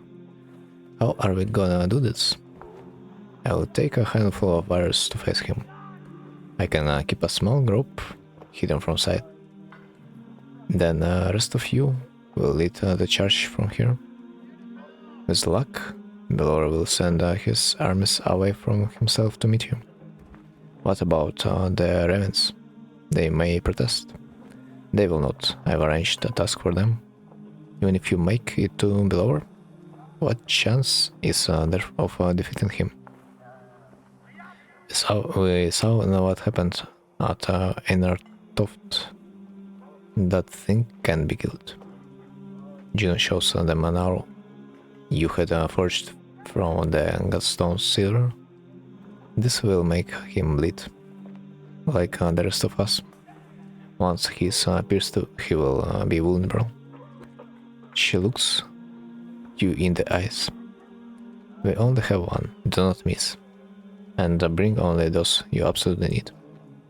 It will take all my concentration to keep the other dredge from swallowing us. I cannot join in battle. And if we kill Bellower, then what? The dredge will just wander away? That's my belief, yes. I can say for certain. This is a doomed plan. Help us hold out here until the ships are finished. And then what? Bellower will hound our every step, all the way to the Arberang, where I am certain more thunder await. Now is the time to speak to loved ones, and the memory of any god that pleases you, rest. In the morning we slay the thunder.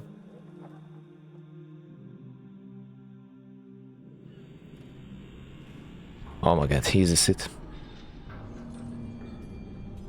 Is this finally it? So, let's do this.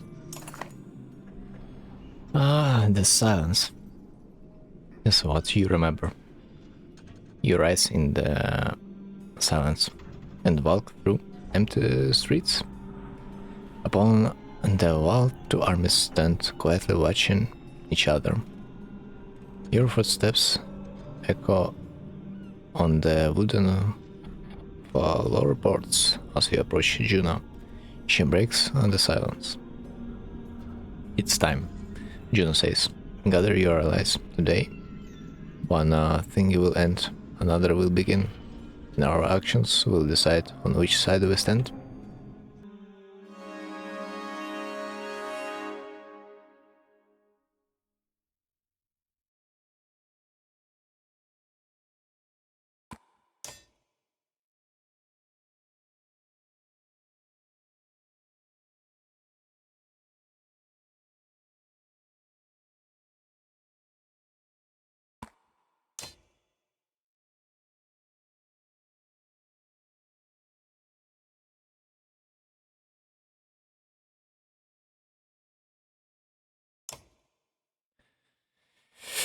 Whew, good luck.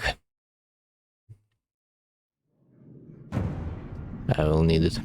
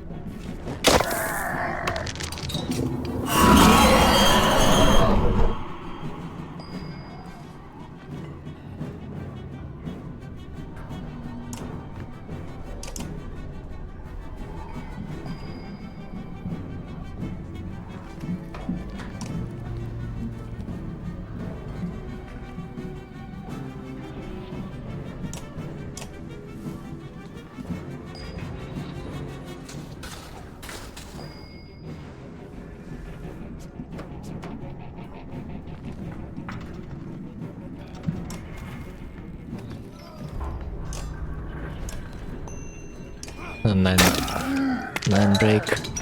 Holy shit, this amount. It's something else.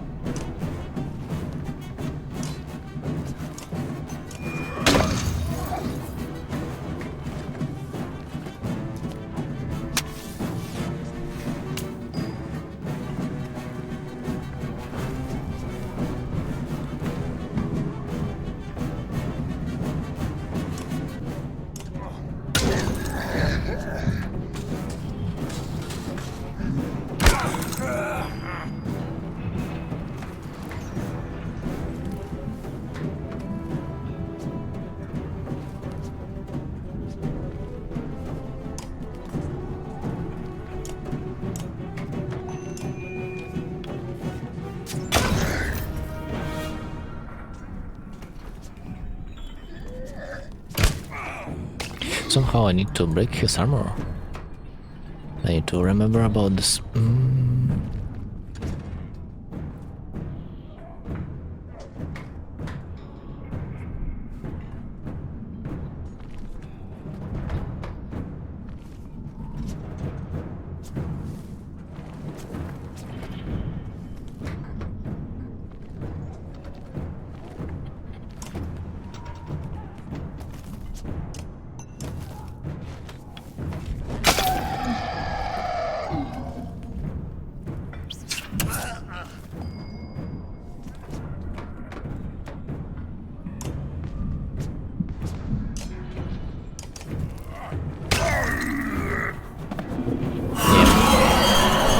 I thought so. That's how he will scream right now.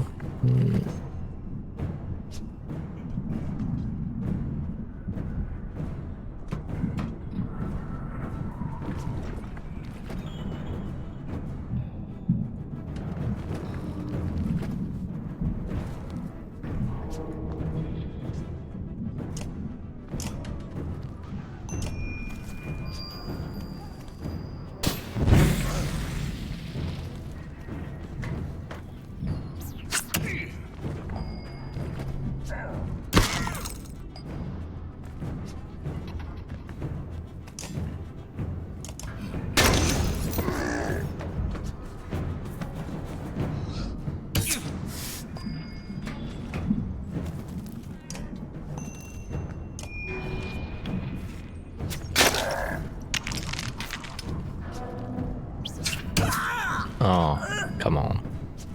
Broski.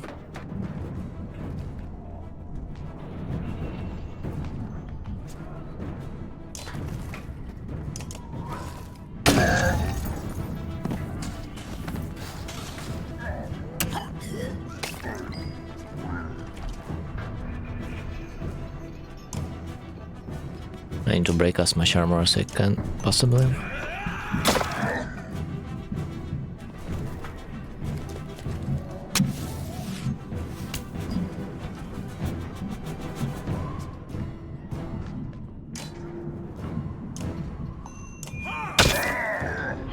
Okay, this should be enough. Just don't kill them. Ah, fuck.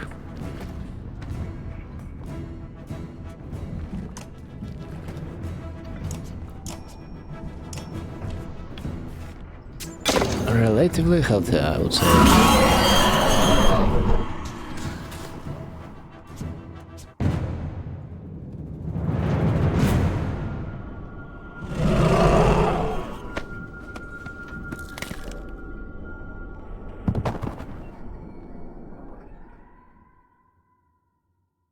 Okay, stage 2. Do I feel like I can win?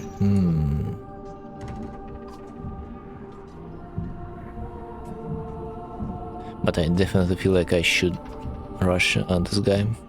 What's up?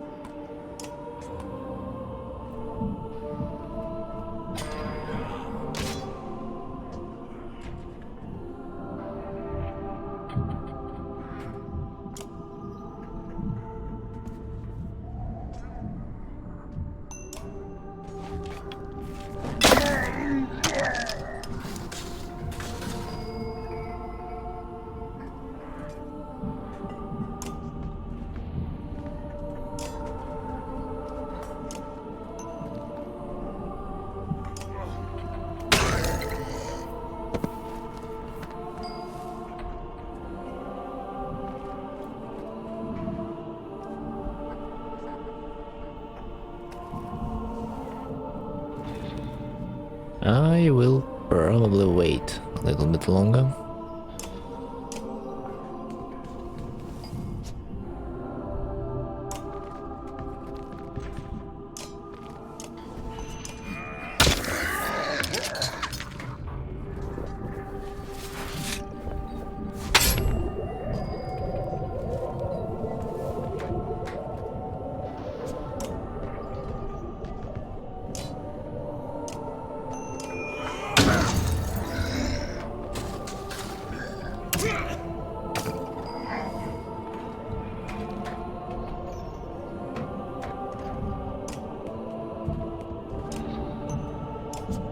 There it is, might be a chance. If only this fucker want to be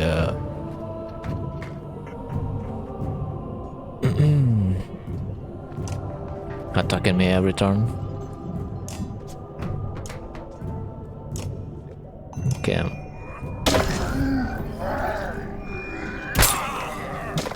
I might even be in time to kill him. Not sure.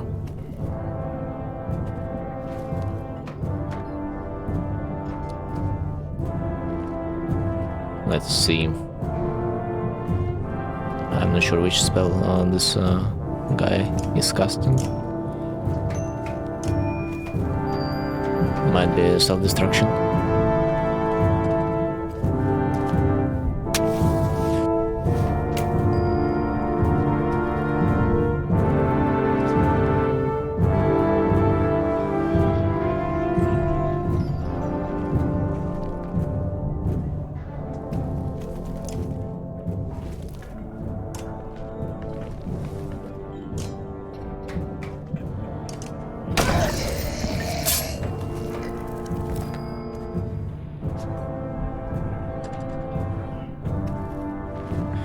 This guy is dead no matter what.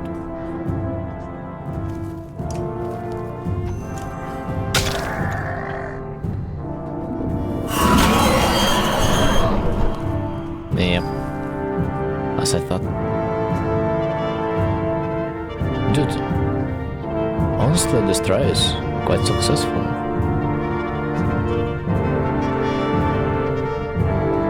Might even win this one.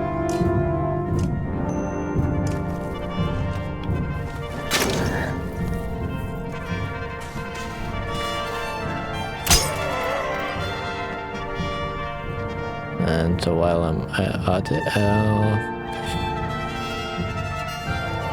this attempt,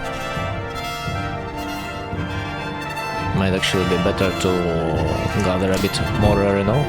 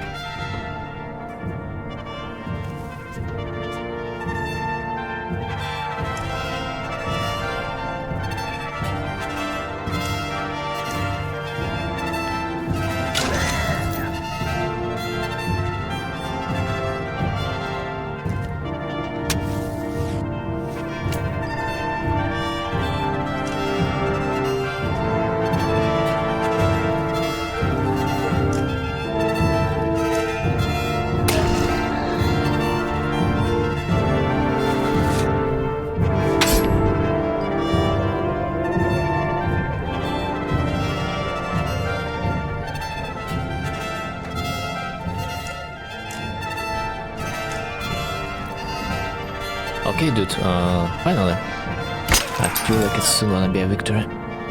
Soon enough.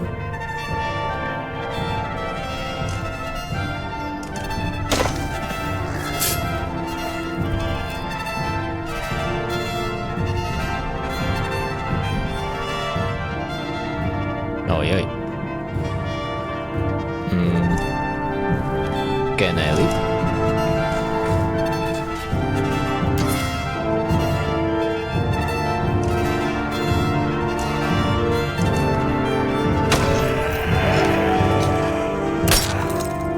Holy shit, he lit.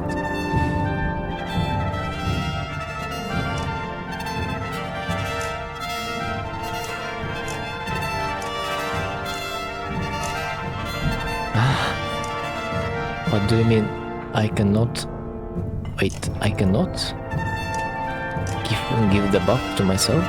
Seriously? God damn it. Okay. I guess I will shock myself.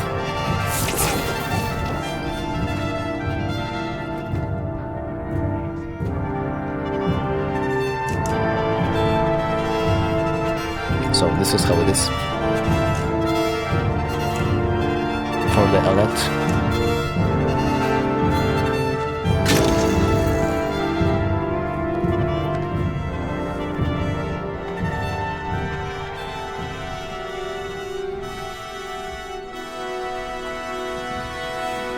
Yeah, luck was on my side this time. Elite, no, not her. Well, where are the menders? Rook, she's beyond their help. Stand up. You're only barely aware of the surrounding chaos, as Andrej flee from warriors who push their advantage. Bellower's dead. You're not, we must go. Let me carry Alet to the Borsgard. We'll honor her properly. Poor Alet. Juno's right. With Bellower fallen, the Dredge flee. In the field of battle, you return to Borsgard, but have almost no memory of doing so, aside from image of Alet's body, still body, being carried in Ivar's arms. Yeah, X-Men. What can I say? She decided to forge her destiny, and we allowed her. Kappa?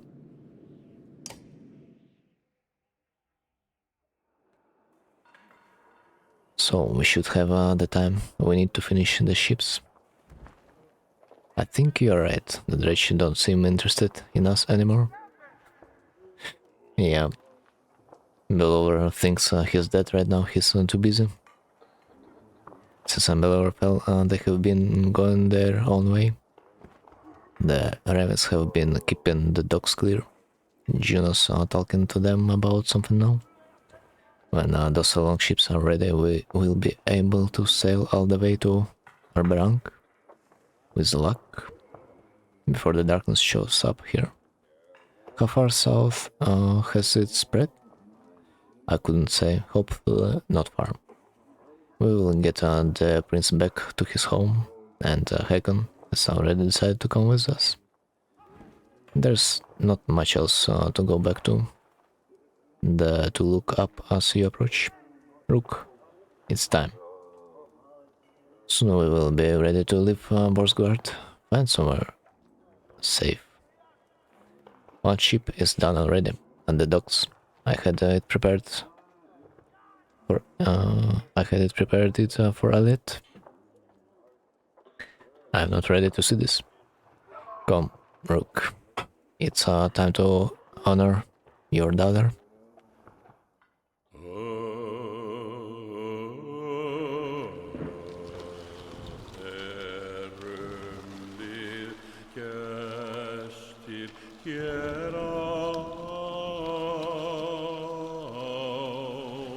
Well, F.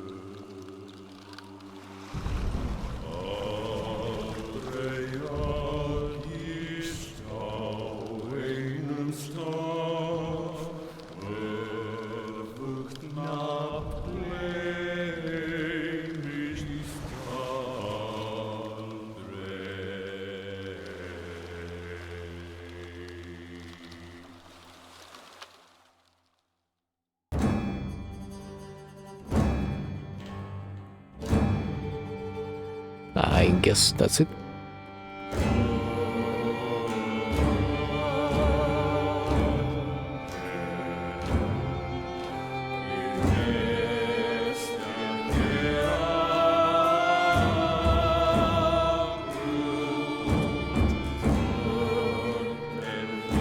In the darkness, there we are.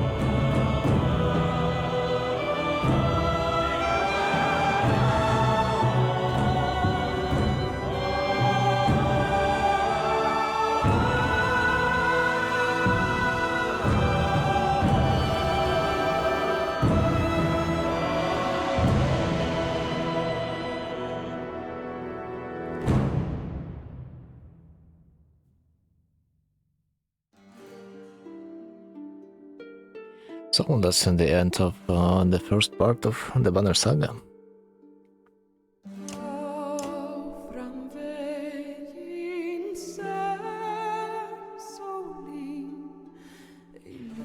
Sadly, but for me, Rook is just a little bit more powerful, it seems like, so I decided to save him.